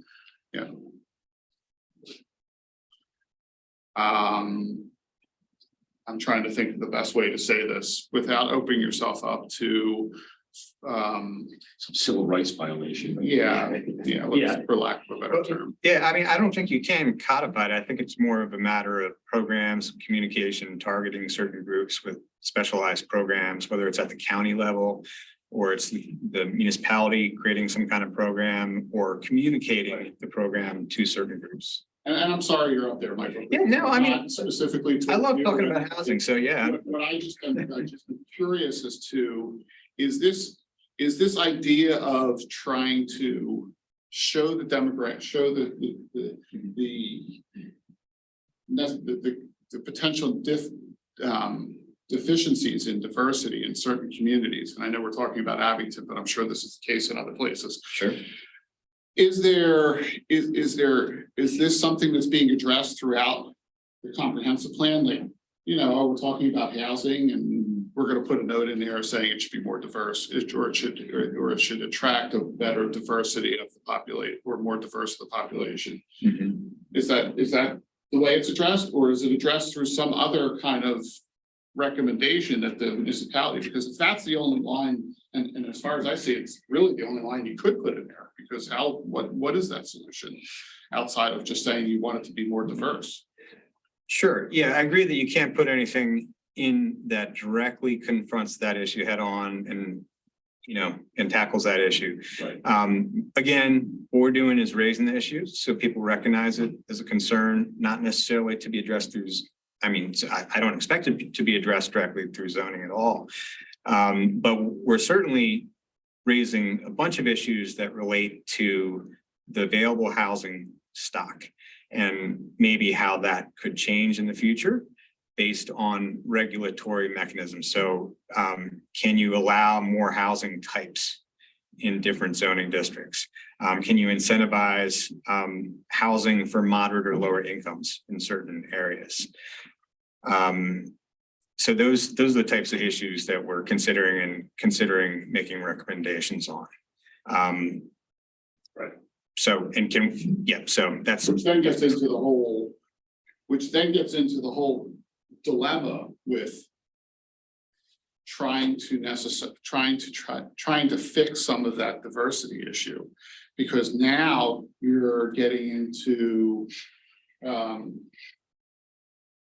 diluting or moderating property values, because whereas you may have had, the great suburban acquisition of land into single family homes on large parcels of land that sprawled out from the cities, now you're looking to try to create greater density, which then has the potential of reducing the viability of some of those properties. Arguably, but then you could maybe also argue that it makes a more diverse, vibrant community. Well, I agree that it would do that, but it does have a negative effect. I don't know if that's always the case. I don't Well, know. so if you I don't took- have the data right now. If you took a single family zoned area and then all of a sudden opened it up to developing those properties into multi-family or, you know, 2, 3, 4, whatever. I mean, you definitely change the value, you change the makeup of those properties. You might. A more dense community might be more valuable to a developer than Right. single family on 2 acres. I mean, Stephen, I guess to return to your original question, I see the comprehensive plan by including this sort of information as a touchstone for what the municipality might want to do in the future. They reflect back to the comprehensive plan to say, yes, it says we need a more diverse board, so let's try to bring in people more diverse on our boards. I get that. Because the comprehensive plan in and of itself is aspirational. It doesn't do anything, doesn't require you to do anything. No, but I mean, you know as well as I do, I mean, you go to any kind of meeting, zoning, planning commission meeting, board meeting, you know, developers or even people that are opponents to a project are gonna bring out the comprehensive plan and wave it in people's faces. and That's say, why it's valuable to be. So as much as we want to talk about that, it's just a document that's aspirational and everything, everybody uses it in a way to. And that's why reference it it. is there. So- Absolutely. So No, but I guess I understand what you're saying, and I agree with that, I don't understand how. I don't quite get how the idea of diversity gets into, how that gets addressed or sets those out. I guess it does set the aspirational goals. I said what I said, I Yeah, I get it. I struggle with that when we talk about the connection of those two. I mean, I would say that at least going through the process in Lansdale, we got together the community leaders and those who felt that they wanted to contribute to the process. The topic of diversity came up as something that was important to that group as representatives of the community. We all felt that this was a document that kind of put a touchstone on a certain point in time for the community, and that this topic wanted to be able to move forward and be in the background or be in the foreground or be somewhere in memoriam as something that we wanted to kind of be able to refer to on a consistent basis to make sure that we were moving forward with this topic as part of our goals. John, the question that arises to me also, maybe I'm being naive, is when you finally get those diverse voices in the room, the question may be, even though people have suppositions, is the issue of diversity and percentage of these different bars in your community only based on economics? Is there something else that leads people to choose certain type of housing? You mentioned that. I mean, I look at what has happened in Ardmore over the past 30 years. I mean, a lot of that multifamily housing is really high, expensive.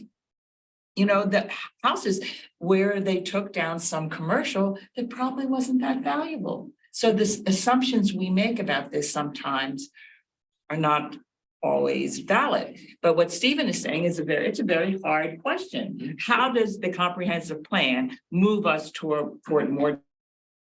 That's what we want to know. And it's a valid question. Our goal is that in 10 years, when we sit down for the next comprehensive plan, the group of people that are representing the community is a much more diverse group of people than this. Yeah, and look, having tried to do it among this board and diversifying and trying to get the people in here to, you know, populate the board, it's not an easy, it's difficult, but it's achievable. I find that the other part of it, which is what I was discussing, is, you know, you recognize the fact that you want the community is not very well diverse, is not diverse. You know, from a land use perspective and from a, you know, that meatier portion of the comprehensive plan, what's the recommendation to try to make it more diverse? So it's a rhetorical question. I know Oh, good. nobody has a silver bullet in this. I have been listening and. Well, we ran out of time. Here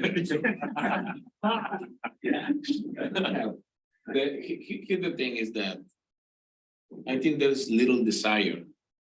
I mean, I appreciate the point, and I appreciate that the topic is addressed. Because what I have seen, at least in Whitby, where I live, is that there is little desire really to think in diversity.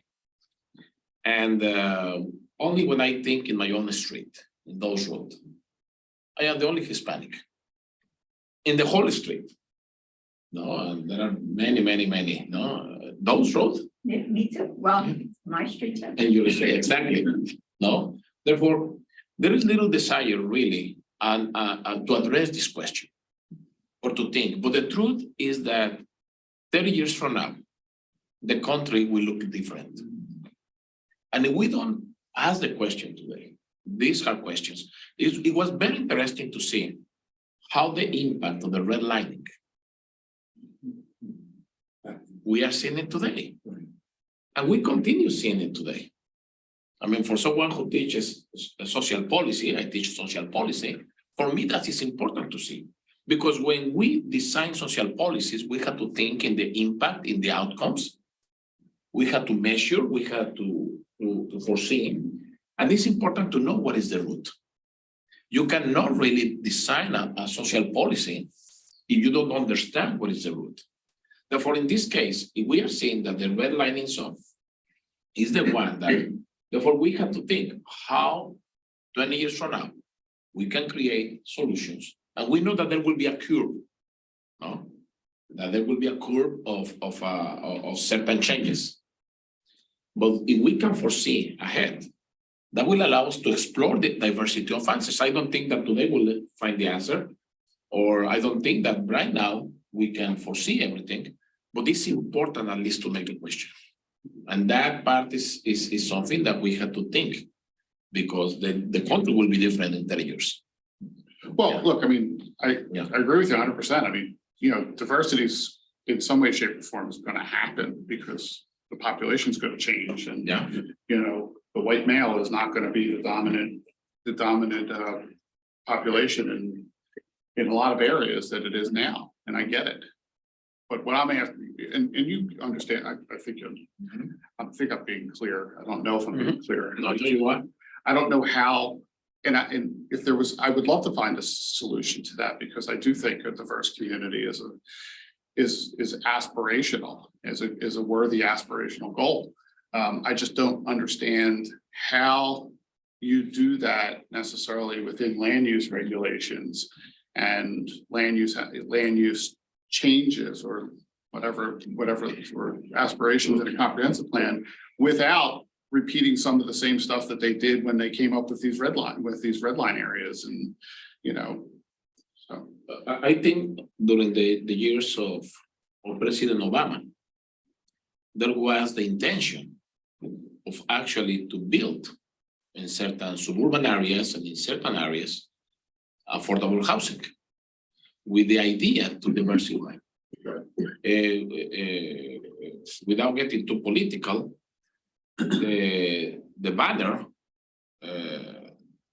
that Trump got, it was to oppose to that.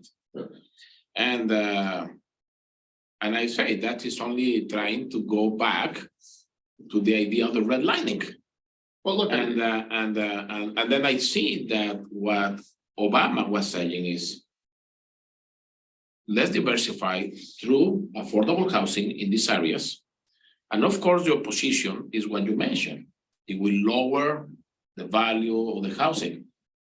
Instead of that is to say, in diversifying, in bringing, is contributing to the upper mobility of this community, that in certain time, it will enrich this community, and actually it will increase commercial value, it will increase business, it will increase. What you see today, for example, here in Norristown, 4 of every 10 businesses are opened by Latinos. But when it happened, the stimulus package in the first round, zero Latino business received money. But you had a 4 of every 10. And when we did the focus group, we wanted to find why. And it was because there was no consideration of understanding what were the obstacles that the Latino businesses had.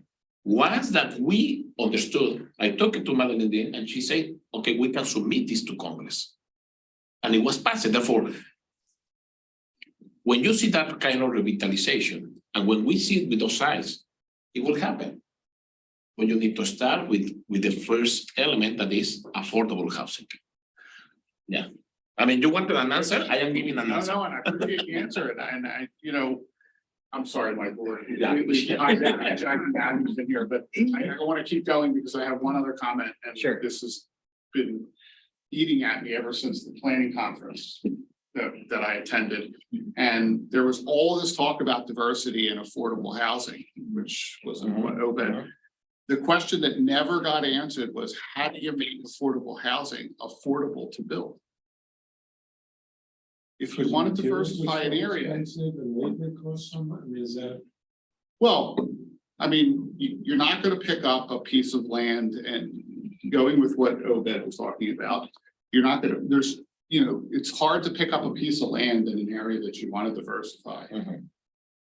That and build affordable housing when the land costs in those undiversified areas are usually higher, which is part of the problem. So how do you make affordable housing affordable?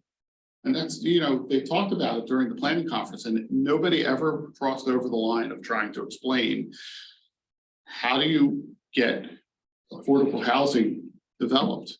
It's one thing to develop it in Norristown. It's another thing to develop it in Pottstown, where, the population's there, the land value is somewhat supportive of building something along those lines. But are you going to build affordable housing in King of Prussia? Are you going to build affordable housing in Whitpain or in Abington, for that matter, or in certain parts of Abington? And we have a proposal in Upper Gwinnett right now that it would be more affordable than anything else that's being opposed. Right. Facing opposition. So Right, there's an opportunity. Because people always talk about, and I've been in these meetings, you propose something, whether it's affordable housing or not affordable housing, but if you propose something that's multifamily, and in most cases, because most people don't condo anymore, it's going to be apartments. Well, as soon as you start talking about apartments, those people don't care about our community. They're just here temporarily. It's the connotations that come out of these meetings. I'm sure Lower Gwinnett, you said? Upper Gwinnett are seeing the same exact thing. I mean, that's the mentality, and that's the uphill battle in doing it. But also the fact that I'm sure they're paying a lot of money for a property, and but that was the one question of the planning conference that really ate at me, is like everybody was talking about this diversity and affordable housing, but nobody wanted to talk about how you actually make affordable housing affordable to build. Because if I have a piece of land and I know I could build 60 units, high, market rate apartments, close to a train station, they're going to be, a good market rate, a higher end, and let's say in Glenside, because I'm working on a project like that. And then somebody turns around and says, we want you to build it affordable. So I'm going to cut my rent to whatever that number is to make it affordable.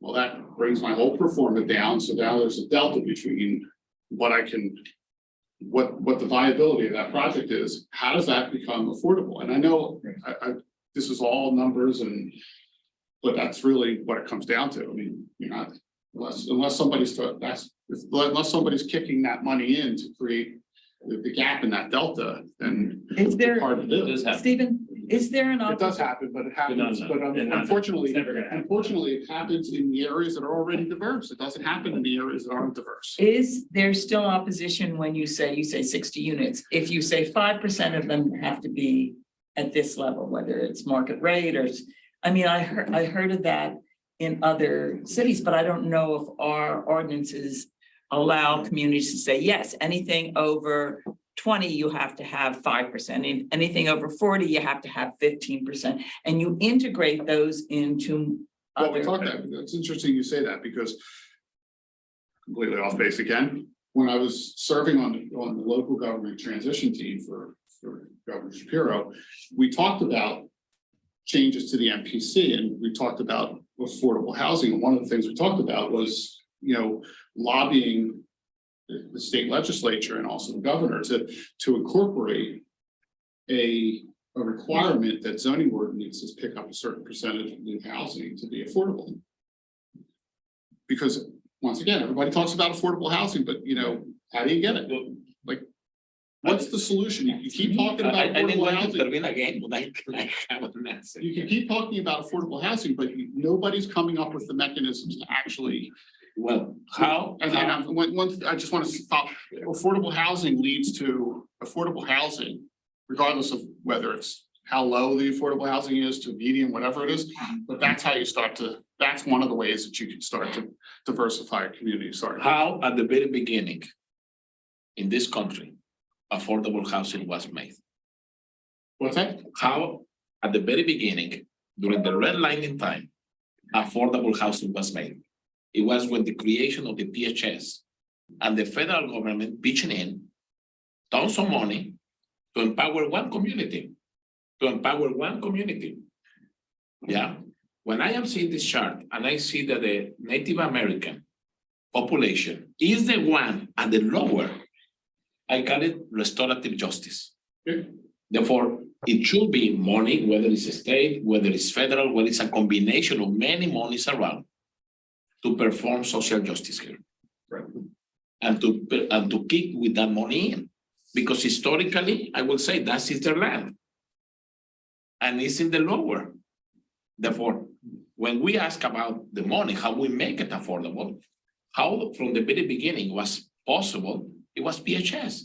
Right. Empowering one community. Therefore, we had to create a similar model to empower these other communities to be able to have this mobility, because at the end of the day, in next generations, they will empower the whole country. Yeah, and that might not come from private monies. It will have to be from commitment of the country, counties, municipalities, state, federal. Right. That's what I am saying. No, I agree with you. But So one program is the low income housing tax credit program. And I think that's aimed at addressing some of those concerns. And one technique that communities are using is I think what you brought up yourself, the percentage being allocated, and Dulcie, to affordable housing in a larger structure. So you might offer the developer bonus, thus making their land more valuable in return for them setting aside a certain number of affordable units. No, Boston had done that. I had visited some units years ago. And you But could, here's the problem, and I'm sorry, I'm gonna nail this at home. It's so easy to do something like that in a community that is already diverse. If you're trying to diversify a community, if you're trying to incorporate diversity into a community that's not necessarily diverse, it's incredibly difficult to get any of that stuff, any of those legislative acts passed or even discussed. Right. but what John said about bringing people into the process and then having the conversations with them may lead to that more so. When you don't talk to those people, I mean, and you have to. You don't see the data. You don't see, but you, Comes but back to the you, original, but why I think you're should right, be. Steve, and trying to get it to happen in New Hanover Township. Yeah. No, it's just, it's impossible. Whitman's even more diverse than Marlboro. So I'm sorry. But yeah, we could have a whole, This is what we could be clearly doing I in the wanted to- comprehensive but plan. I think you're getting, You hit a nerve. And yeah, but I think you're getting into. Really? No, but this, but Never did that. actually, Didn't we have a presentation Yeah. when I first came on the board from the housing for all? Yeah. woman? That was silver. Right. Yeah. Can we have her come in again or? We can. or Talk about this? I think in the comprehensive plan, when we go and do that, that this is the place where we Okay. do something really very specific about. Yeah, Oh, yes. we're taking over Mike's presentation. And we'll have, is it June or July? And we'll be focusing on housing trends and this issue. So let's June. Next month. Let's do this because I completely took us off schedule. So I now can freely admit that it's me, Dulcie, not you. Thanks for doing that. It's much better at not keeping stuff on schedule. We've done it in an hour. What's that? We were done in an hour. I know, that's. No, I got it. I completely take ownership of that. So let's try to. Okay.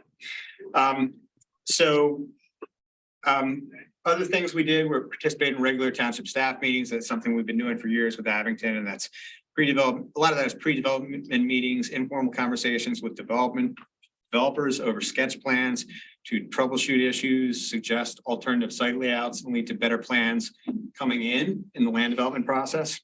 We did that with AutoZone in Roslyn, right on Eastern Road. And I feel like we had an opportunity to raise some issues, and I feel like it resulted in specific changes as a result. You need to do the zoning reviews too, Mike. I'm sorry, what? You need to do their zoning reviews also.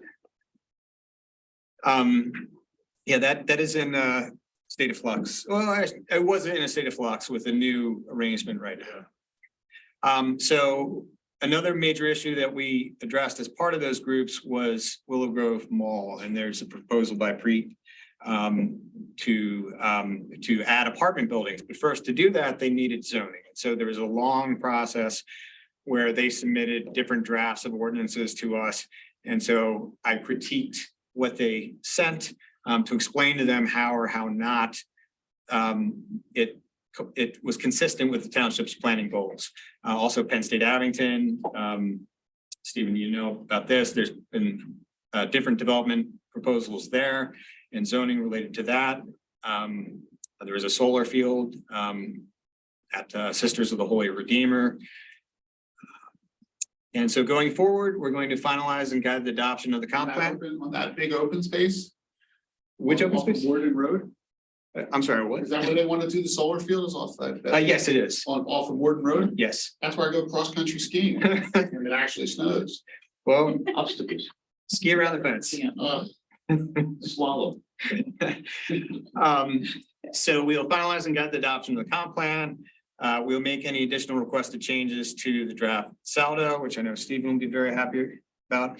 And then upon adoption of the comp plan, we will implement it through zoning and other measures, any master plans or studies looking at specific areas as requested, and we'll continue to participate in those pre-development meetings. So the contract terms are down from last contract to 2.75 days per month, 18 night meetings per year.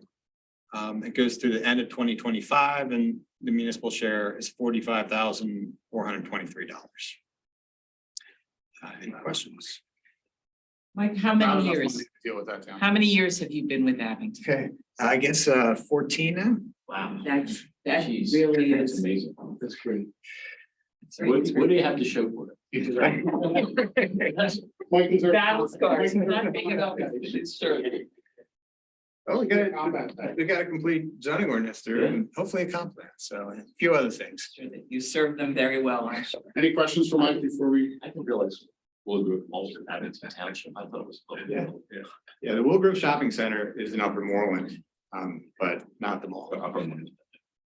Thanks, Mike. Nice job. All right, let's, Ann. And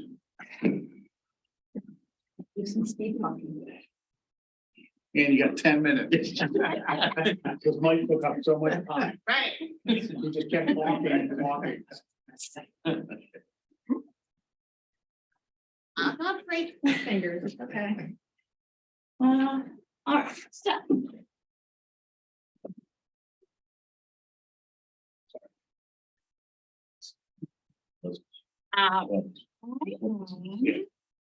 Presenting to you this morning in response to a request from a handful of you to talk about potential program changes to the MONGO 2040 implementation grant program. So I am going to start with a little bit of background on the program guidelines themselves. I think at this point, all of you have been a member of the grant committee at some point in time, but we're all on the same page, except or Steve, that's fine. Applicants have to be a municipality or a municipality in partnership with a nonprofit organization or some other public agency. It can be a group of municipalities together, but most of our grant funds go to municipalities themselves. Applicants can submit up to 2 applications per grant cycle, but we would only grant, if we were going to give them a grant, it would only be 1. You could get a grant up to $200,000 with a minimum local match of 20% of the total grant amount. That is greater if you are looking to purchase open space with this grant program, but generally it's 20%. Eligible costs include construction, infrastructure, and site work, materials, that sort of thing. Not plans. We point people elsewhere for that sort of thing. Ineligible costs include municipal maintenance projects. That's always a fine line for us to make decisions about. Personnel costs, again, plans and studies, grant or loan disbursement programs. We do not provide funds for that. And grantees technically have 2 years to complete a project with a single 1-year extension. That is what our guidelines say. However, and I wanted to make sure that I made this point, we give back any funds that are unused by the applicant. We give it back to the people upstairs who keep track of our monies. If an applicant forfeits the project, if they withdraw the project, if they request $200,000 but only spend $100,000, those monies go back to where they came from. So it is in our best interest to be flexible with people who need extensions and then more extensions, because we want to see these projects actually come to a conclusion. This is a map. These do not show the potential projects from 2023, but they do show where we have given projects in the past. They really are all over the place. We did brief the commissioners yesterday on the 2023 projects that we have in the hopper. And Commissioner Lawrence did note that it's nice to see how dispersed all of the projects are in the county. A summary of those applications. So we have 25 applications from the 2023 round. I'm not going to get into what we liked and what we didn't like, but you will hear more about that soon. But in general, our level of requests has been fairly consistent over the years, maybe slightly less this year than we've seen in prior years. We don't award grants to everyone. We always have more requests than we have money to spend. A quick review on the grant categories that we have. Just about anything is eligible if you can tie it back to the goals of the comprehensive plan. The walk and bike Monco focus category has been a consistent one over the years. And as such, it is 60% of our total funding over the years. Green parking and business park improvements were quick focus categories, and downtown improvements and adaptation and resiliency have also been, I guess, fairly long lasting, but they don't take up as much money as the walk and bike projects. How are our projects doing? You can thank Scott for the Technicolor version of this slide, but you can see that our more recent projects are lagging. I don't have information for you on the projects that we provided funds to in 2022 because they have until 2024 to wrap up, technically. But the 2021 projects, in theory, should be wrapping up now, and they're not. We've had 6 projects from that round of funding that are complete or close to it.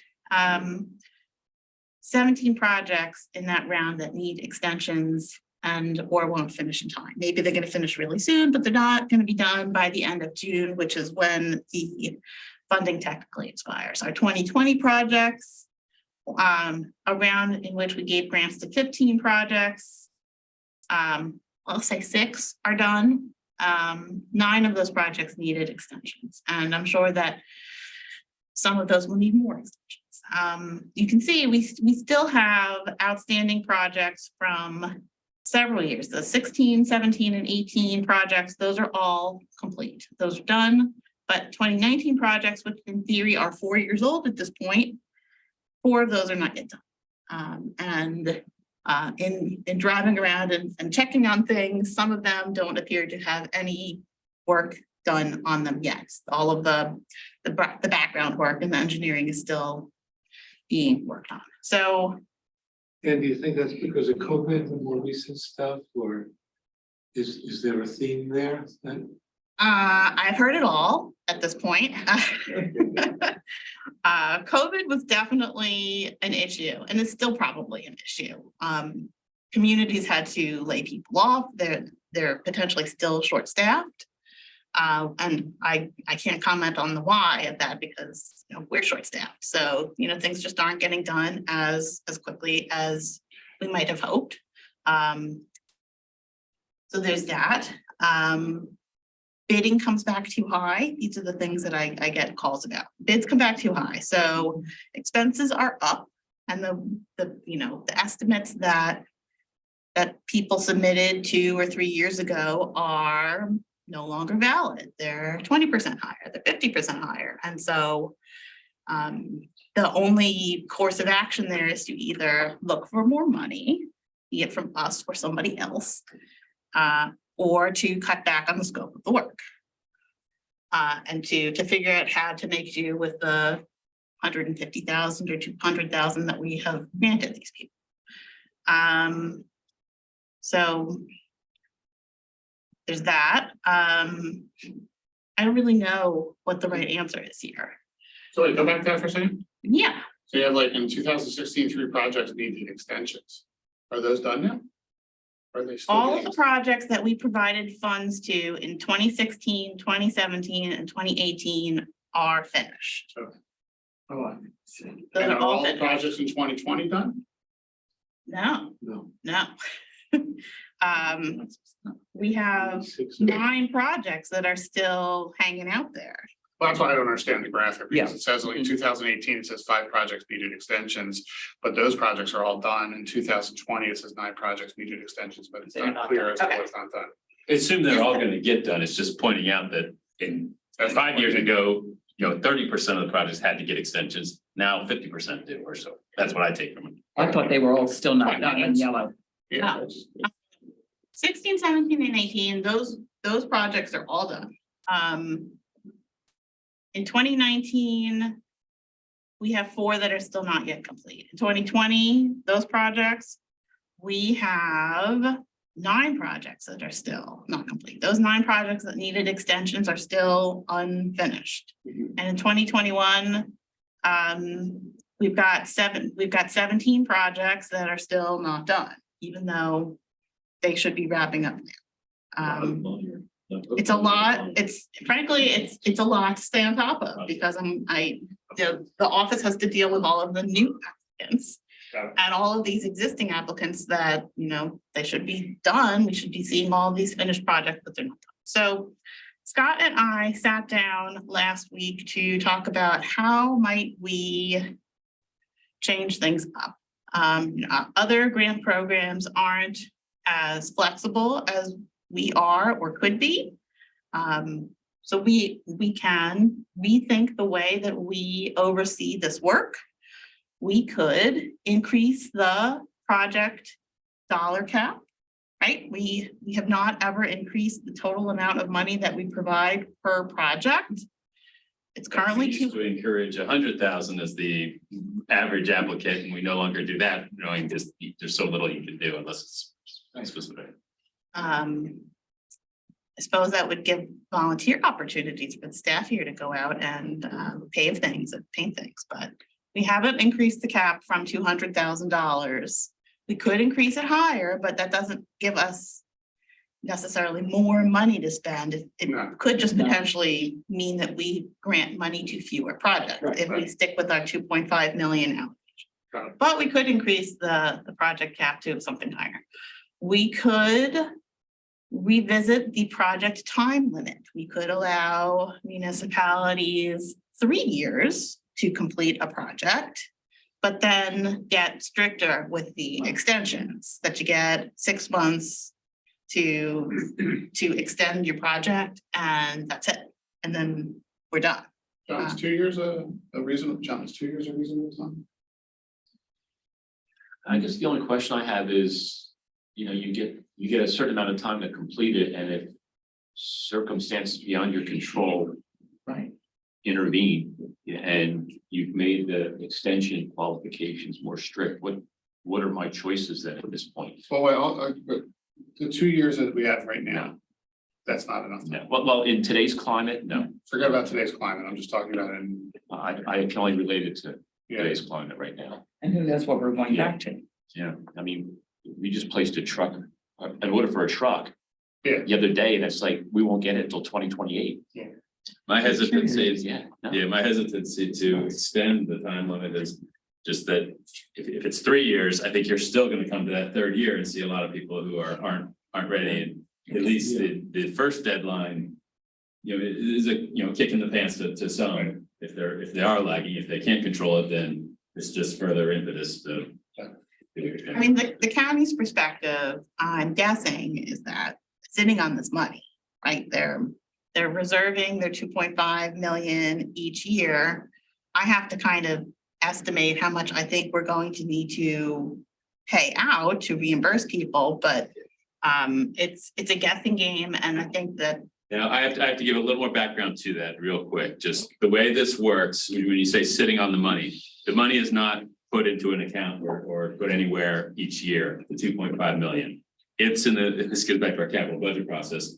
It's out there in the outer years. It's not spent until the project comes in for reimbursement. So when we assign a grant in 2018, and then in 2022, it cancels. And if we were to get that money back, then it wouldn't be spent until, you know, at least 2 more years or possibly more if that next project took longer. So what happens is you end up now, when we look at the 5-year capital budget, the upcoming years show way more than 2.5 million on the books for what might be needed. It might show closer to 4 million because of all the extending of previous projects and when that is, we always estimate when it's going to be spent.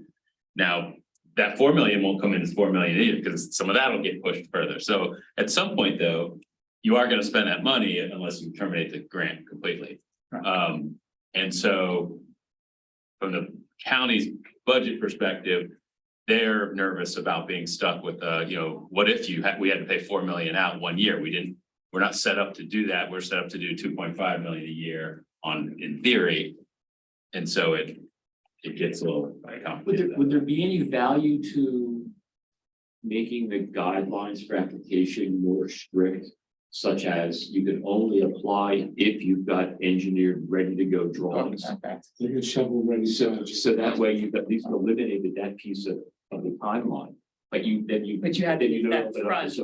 But you also have the front investment for communities that don't have a lot don't of have the resources. opportunity. that was always the issue. But one of the things I think is important in this discussion is that we have, what are the goals of this program?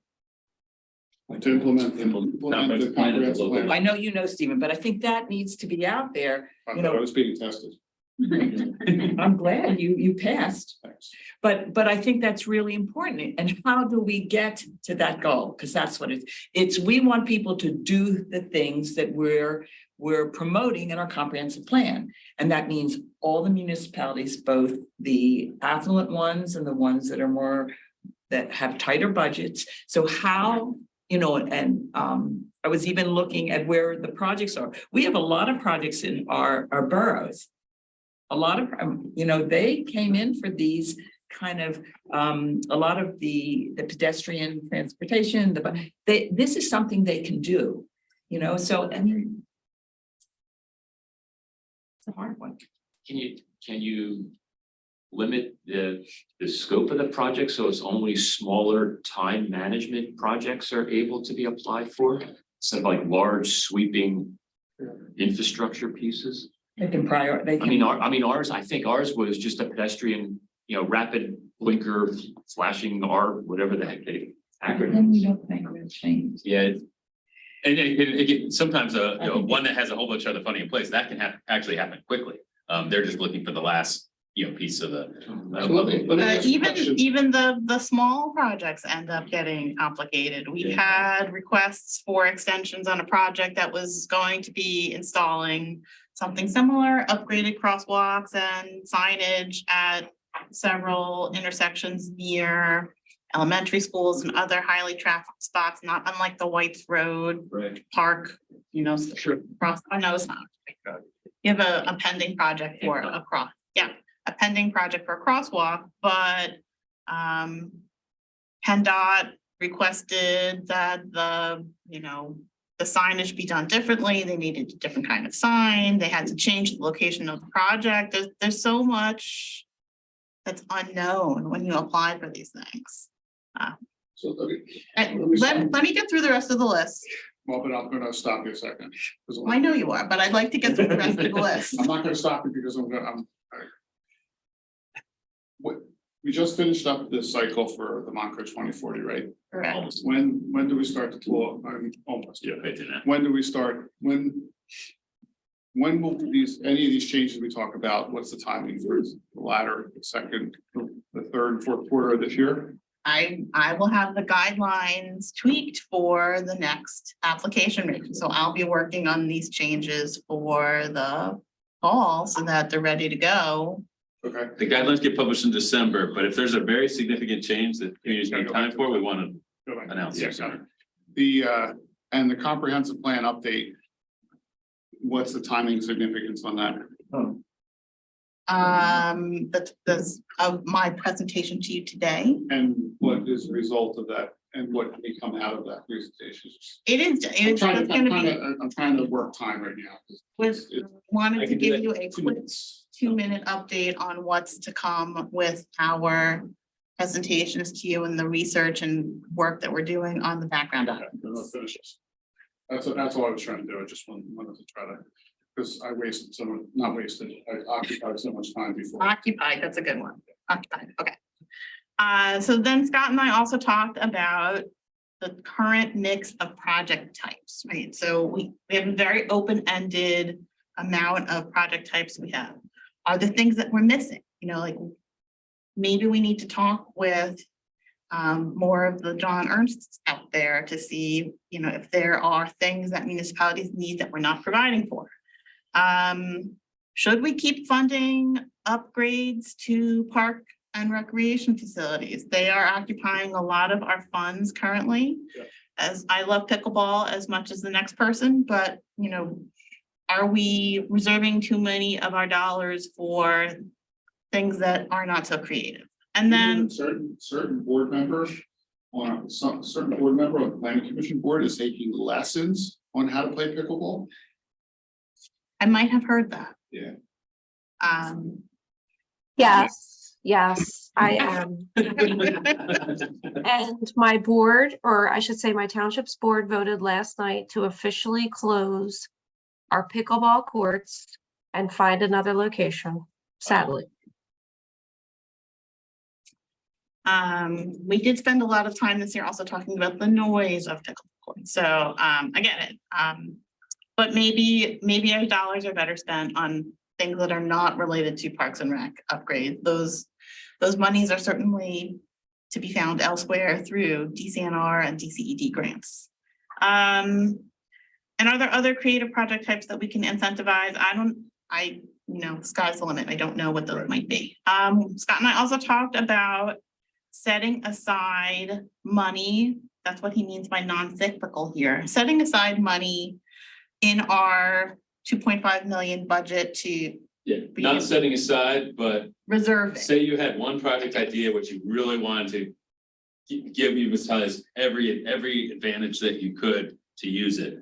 So you made that open, not during the window of application, but throughout the year. And if you get a project in that category, in that type, that is, you would have to review it and decide if it's fundable.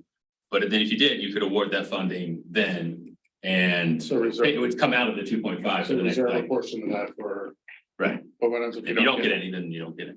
Right, but then you lose that money. You don't lose any money, then you No, no. just have the full 2.5 million at the next cycle. Would they be Traditional time sensitive? application. Are you assuming that they're time sensitive projects? They'd still have a term to them. just No, but like- I'm saying, why would anybody come in other than on our grant cycle? Because maybe the point was if it's a pressing need, like. That's time If sensitive. it could aid an affordable housing project somehow, that would be the ideal situation for this. Right. Problem is, I don't know that many projects that could benefit from 200,000 or less in that nature. But the idea of going outside the boundaries of, because you hit with open space here, that like something will come along in June and like, well, they can't wait till March to know if they're gonna have money, or June of next year, if they're gonna have money. So that's kind of what I was getting at. What I'm saying is if you have $2.5 million in reserve, you know, let's say $300,000 of that $2.5 million for this non-cyclical funding, and nobody uses that Yeah, $300,000. Just wishful thinking. Well, you wouldn't lose it. Then it- I wouldn't set a cap on it. I'd say if you get a project that's worth funding, you say this would probably get funded if it were submitted in the batch of the the March Oh, you're 1st. saying it's gonna eat into Exceptional. next year. Right. Oh, okay. Got it. Yes, Understood. that's what I was going to say. Right. All right, the last bullet point, Yeah, I don't understand that. It's- I know. Talk about housing a lot in here and We've heard from above, so just thrown out there brainstorming, what if we use our few carrots such as the 2040 grant? If you're not doing things to address affordable housing, then that money is not available. Or we're taking, Oh, it's a stick, not a carrot. yeah, a stick with Oh, God.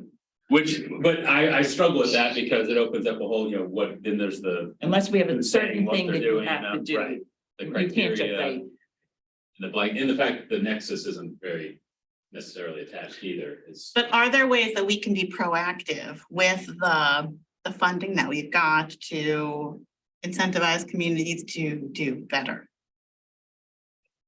that could be pretty specific. But maybe the rest of you have ideas that we haven't thought of. So in the time that we have left, not much During of the it. time beyond this meeting. Yeah, this is not the end of the conversation, obviously.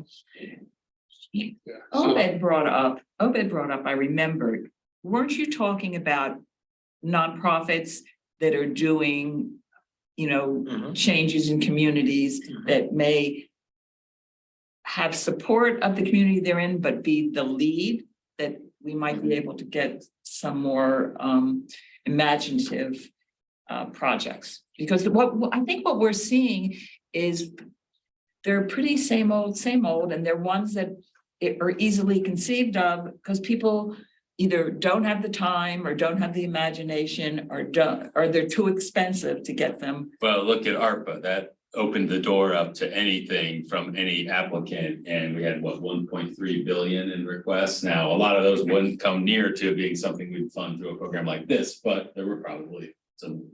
Just when you open that up, I get it. The problem with us is, administratively, we do want to keep it with the municipality, so we do rely on them taking that nonprofit, and we've had nonprofits lead projects before, not too many, or. Well, we do.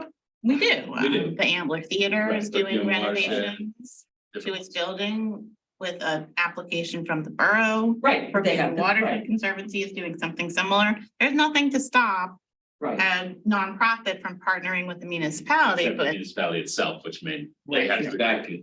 Right. And We that's- don't want to that's use our important. ask on this because that you're just doing community gardens. We don't think community gardens are very important. Could be that. I'm just, For example, 2 years ago, when I saw this, we wanted to propose something for biking. To Secate with the municipality, to connect. But I found that the municipality didn't want to go in that direction, because I told them, we need to talk about this. This is something that the non-profit we can do, and we need your partnership. And we They were very not much interested, regret that and then we Norristown called does them not to apply submit. very much to this program. And we call them to submit and the situation is still there. And I think that is a problem. And then to think in a new formula, it can be helpful without having that, I don't know. It can be by invitation to certain nonprofits. It can be to those who have proved certain record, then you won't receive tons of applications. It can be by specialization, I don't know. What if, Can we change that? Does it have to be partnered with a municipality? no, but I was gonna say, what if we open up the applications to nonprofit organizations that explicitly work with underserved or minority communities in some way? Are we permitted to do that? Because I don't want to break the door down and say every nonprofit can apply to us. Well, it's the same question, yes, and I don't have an answer to say, can we or can we not? We know it would be harder for us to administer. It's up to the commissioners, is that? It's up to the administration, like, you know, Yeah. both finance would care as to how we do this. Housing and actually administers the Sounds like a grants. completely different grant program at that point. Yeah, It is. I think this is a bigger conversation. You know, we need to understand, we need to really just understand what the grant program was set out to do, which was to implement the ideas in the 2040 comprehensive plan. You know, within the realm of the way the grant program was written, which was, you know, these infrastructure and, you know, material changes and stuff to, you know, the community and the communities around these projects. So you know, do we want to get into dictating certain policies? Is that really what this money should set out to be, or is there a greater mechanism that the county? Or should we just keep funding pickleball courts in white communities? To me, that's the question, Exactly. right? That's the question. Right, well, I get it, but I mean, originally in the first open space program, we made the matches different for Pottstown and Norristown. That's not on there, but I think that probably should be, yeah, we could. We have talked a little bit We don't about have leveling the universal playing field standards. and trying to come up with ways to make it easier for under-resourced communities to apply I for. don't think we had any grants. pushback about that. And we do get, you know, Pottstown's I think this was the first year they didn't apply, but mainly because they They've have like gotten 3 much open better. grants. But then, you know, year after year, they generally come in with something that's. Sir, I'm getting some comments from the peanut gallery here, but I'm wondering if there's any opportunity for having a category for just a planning component so that there's no implementation piece to it. It's just, here's money to help you get that thing Shovel ready? documented and shovel ready for the next potential grant. That's an That's interesting. coming from Brandon and I wrote down some of my ideas. I don't know, they tracked some of yours as well. Okay, One was no match for cheap projects, so that might be a cheap project, like it's $15,000, $20,000 ask to do a planning thing, and you don't need the municipality doesn't need to match it in any way. Outreach to communities, not submitting applications beforehand. I was thinking not only of municipal communities, but underserved communities. Can we outreach them? Can part of the money be spent on doing something like that? Help in preparing applications when something's identified by the planning commission. This would be a great project. So let's help them prepare an application to get it in here so we can fund it. I don't know if you do that now, but you probably do, but I was thinking of that as well.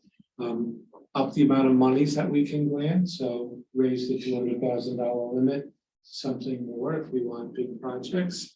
And new categories, maybe unique projects or demonstration projects, something that we want to see happen, you know, countywide, but isn't for some reason. And we're gonna say, you know, we're gonna fund that to show the rest of the county that we can do something like that. Those are the ideas I thought when we were going through how many pickleball courts are we going to contribute to improving on this last round.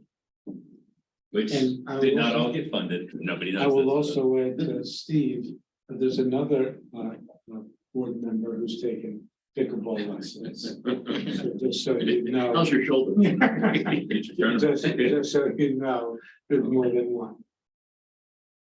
got it. Okay. yeah, I think it's worth to talk, Yeah, I think to address the things different.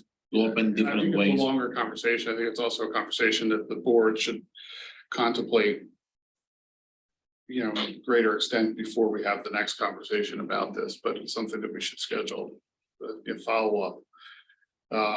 And should give some thought as to how to change the impact of this program. You know, and come to the table with whatever those ideas might be and see how, what the reception is to them, and then what the process is to making those changes, whether it's something we can, if it's, I don't say it's, if it's not significant enough that we can just do it internally within the guidelines, or is it something more significant that we need to get other people involved? Impact is a really good word, Stephen. I like that. And it's vitality. The vitality, we don't feel the vitality for these projects. It might also need a subcommittee type approach, and that's up to you, but I'm not sure we can build this into too many of these. No, and I agree with you there. Let me give it some thought and discuss it with Dulcie, and we'll figure out like what the next steps are, but we'll try to do that.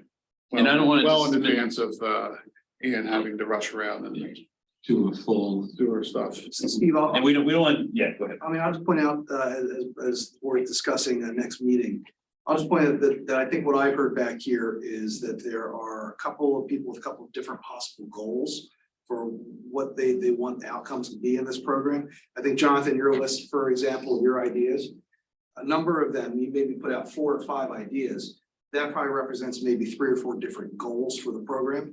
And I know at the end of one of the last meetings for the selection, the goal that was verbalized was, we're not getting a good quality of projects, but now it seems like there's that goal and then other goals. So maybe something to consider is when the group does meet, is to lay out what the goals are so they can find solutions to each of those. Because if the thinking is that it's just, you know, one problem or one goal, you're going to find pretty quickly that everyone's got a lot of ideas, but they don't all focus on solving that one goal. They focus on solving multiple goals, some of which may or may not be what the board as a whole wants to tackle and change.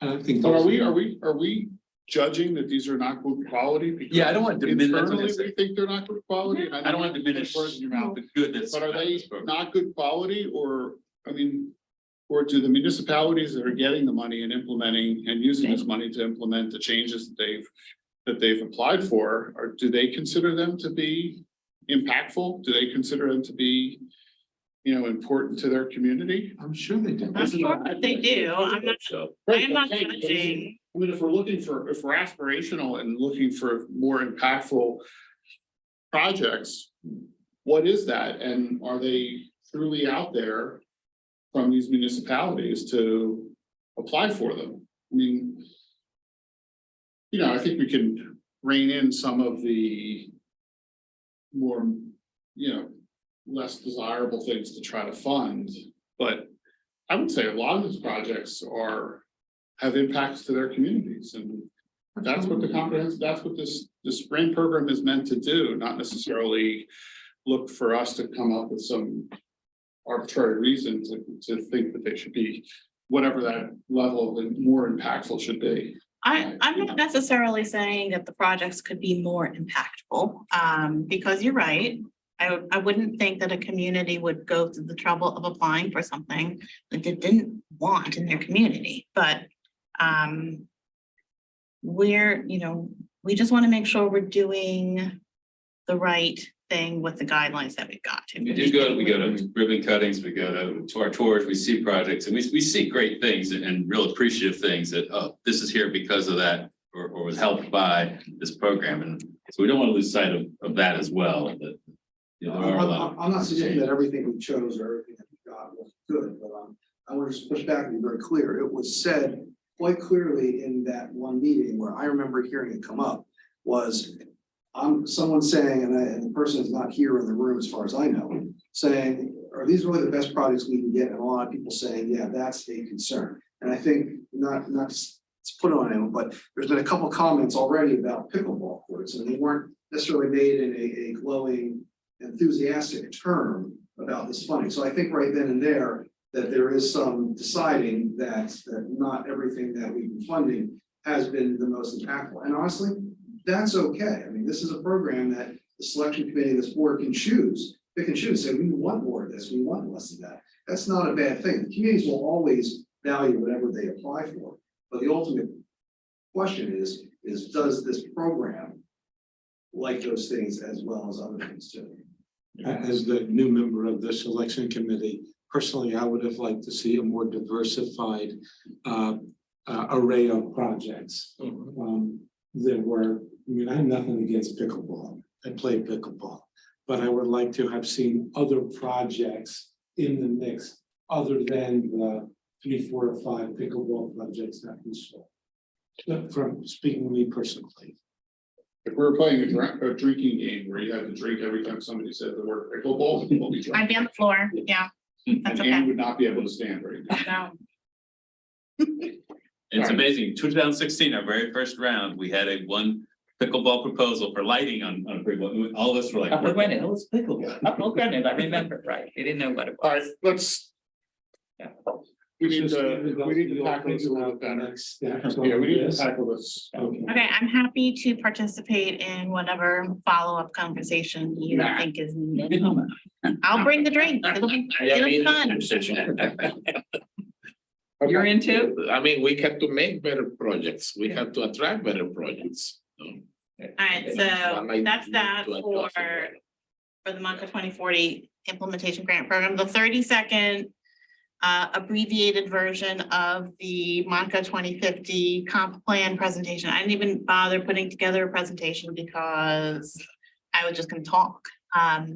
Just to let you all know, staff as a unit is really rallying together. Bill made a point of thanking the people on his staff for the work that they do in preserving open spaces. I want to thank everybody in the office. Really, everyone has contributed in some way or another to moving the initial part of our MACA 2050 work forward. We are all pitching in to put together trend documents to be the background information piece for our plan. Chloe in particular has been instrumental in getting this work off the ground. And we are going to start by presenting 4 of our background topics to you next month. I'm saying that very confidently, but we're still working on them. So by next month, we will have presentations for you on people and population, transportation, open space and recreation, and housing. Make sure you know that because we're going to talk about housing affordability. I got a good night's sleep. Yeah, and prior, not after. July's presentations will be on economic development, climate change and the environment, health and infrastructure and utilities. We are hard at work on making the background documents. We are not going to necessarily have all of the background documents for you next month, but we will be presenting on our findings so far. September, we will pick up again with these presentations to talk about existing land use and trends, as well as government and community facilities. We are putting our maps online. That's also a big part of this, that we had a lot of data and maps that we had assembled for our prior plan. We don't want those to disappear just because we're not putting them into a new book, but we will be updating the data and information we have and putting as much online as possible for people to use going forward. And that's it. We're working on putting together a steering committee for the planning process going forward, and that's it. I'll hand things back over to Scott for his. Timeline for this, and even a draft timeline for the comprehensive plan. Is it 2 years? Is it 18 months? Is it? We're still aiming for adoption at some point in mid-2025. So. The idea is we get through these 2-ish. background pieces and trends reports through September, and then we're ready, that then we initiate what I said is phase 2, which is the vision plan. And that's the bulk of funding it. Under 2 years. Okay, thank you. Thanks, Sam. I think one of the goals is we cannot kill Anne during this project. And we don't want to drive her crazy or beat her up so much that she can't be as productive as we know. Talking during crazy already. And you will hear, we have a leader for each of those elements that she mentioned. We have a leader. And have a Yes, couple. it's not, this is not just the and show. Oh, I know, but. I meant what I said. We really are working as a unit to move this water forward. Yeah, and I honestly would say for June and July, if we can probably assume or go with a 12 o'clock finish time, we could probably use that time to get through all that. We're limiting other things. There are a couple of things we'll have to throw in the mix. Just to, When's the July meeting? July 12th. Let me go to director's report. I'll be real quick. Don't have a lot of time. I have to acknowledge Tim Kenichi and Simon Bernard received awards at the GBF annual meeting. They're the Greater Valley Forge Transportation Management Association. The 40 under 40 awards, which they usually do each year. They are the latest MCPCers to receive that award. So congratulations to them. Who was it? Tim Kenichi in community planning and Simon Bernard in county planning. So do board members under 40, could they win that award? They could if someone nominates them, yes. Do we have If we it? could ever bring one We in, have one under 40. we won't go into that one. I'm so far from that. Can I tell you, I gotta tell you a story. So I was, my wife, I'm sorry, I gotta tell you the story. So it's like, it hit me. My wife and I were driving around on a Saturday, listening to the Phillies game, and they were talking about the upcoming series against the Mariners, and there was the 7 o'clock game on Tuesday was Dollar Dog Night, which by the way, I did go to with my son, and we put a dent in some of those dogs. And then Wednesday was just a 7 o'clock game, and then Thursday was a 1 o'clock game, and it was senior night, and you could stroll the bases after the game if you're 55 and older. And I looked at my wife and I said, when do we become seniors? And I wanted to go and run the bases and knock people over that were using walkers because they were truly seniors, just to say that's what a 55-year-old could do. But I didn't go to the game. So And the bases are much bigger, so you wouldn't miss. Thanks. And second base, and pictures now. And slide, like the slide. Thank you, David. I got it. Anyhow, sorry. go I ahead. might buy tickets for that game then. I had to sell my Dollar Dog tickets last night or Tuesday night.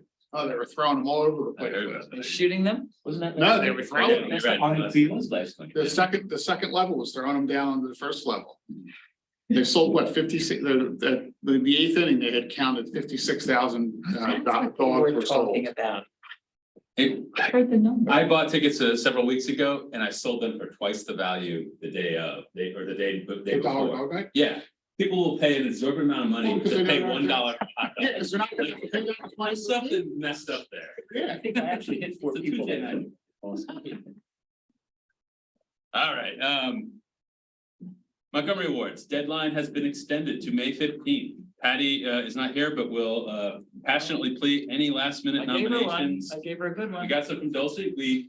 Her words, we have received fewer from the board members this year than in past years, so don't give up thought on that if you can really, if you're driven by something or want to throw something out there. Annual report is finished. It's those who are here, it's on your desk. Those who aren't, Karina, if you could email the web link that was shared today. We're gonna publish that on Friday, so if you do have any concerns or see something that bothers you, let us know right away. We still have time to do that. So I assume it's in good shape. Or I think it's in good shape. Picture of Scott on the back is probably is a little problematic. I didn't pick the picture. Let's see, let's get that. Montgomery 2040 grants for this year will be announced on May 18th at the Board of Commissioners meeting, so all that will become public. We'll give you everybody outside the committee that information after that, at that time. Tomorrow, I just want to say Ariella Marin from DVRPC, their new executive director, is coming out. She does meet and greets at each of the counties and will be coming to Montgo tomorrow. Matt, Patty and I will be spending most of the day with her, driving around the county and showing her all the unique aspects of and issues that we're dealing with here. And then she'll sit down with commissioners and administration upstairs for an hour in the afternoon. See that conversation. Friday, we have the county's hosting a legislative delegation meeting Friday morning. Myself and Matt will be presenting on some very current bills in the House and Senate that we are advocating for, or have thoughts on, including local transportation funding. Our housing folks will be out there as well for some discussion of that and legislation there. So this is the first time since COVID where we've brought that group together in person and not Zoom. So looking forward to that opportunity. Bike to Work Day is on May 19th, Norristown. There'll be a ride from Norristown to Valley Forge Park. Anyone's invited. If you'd like to join us for an early morning 8:15 departure out of the Norristown Transportation Center. Again, commissioners will be When is out it? that as well. That's May 19th. I think it's Friday. Yeah. And GVF hosts that event. There'll be a press conference event at 15 at the park. Our annual farm board tour is on the events listing. It's the end of, I think it's May 30th or 31st. But that's for the farm board to look at this year's applicants. And the only other thing I did want to make sure I got out was yesterday. I bit my tongue, so I didn't want to, it's a longer conversation earlier, but we were, Patty, myself and Chloe were actually in Harrisburg for an event sponsored by the PHFA, Pennsylvania Housing Finance Agency. And it was to discuss affordable housing and legislation and what could be done, not just legislation, but also at the local level. And there were a lot of things thrown out there. Even I learned something. I was there to talk about zoning and participated in those group sessions. But there were also a lot of other sessions on little things, I would say, but things that, you know, developers were struggling with that did want to do with affordable housing, everything from permitting to fees to LIHTC, lowering and low tax credit. right. So I don't. Again, I just make the point that there are a lot of things, a lot of voices out there saying what we need to do, and the one thing I'll mention that I heard from the one state senator who could join the meeting or who came out there. He's an architect, the only architect in the Congress, said in the last 5 months, there's been more talk and discussion over affordable housing and possible inaction items than there have been in the last 5 years. So they do see it as a swelling in terms of opportunity, but still an immense challenge. And still we're in a state that's playing from way far behind. State level, that was a conversation. State level, but influencing municipal Okay. codes, which is where the regulations actually occur. So anyway, that's I'll throw that out there. So that's all I have. Okay, thanks. Anybody have anything else? Board members? Public? Okay, meeting adjourned. Thanks, everyone. See everybody next month. Guys.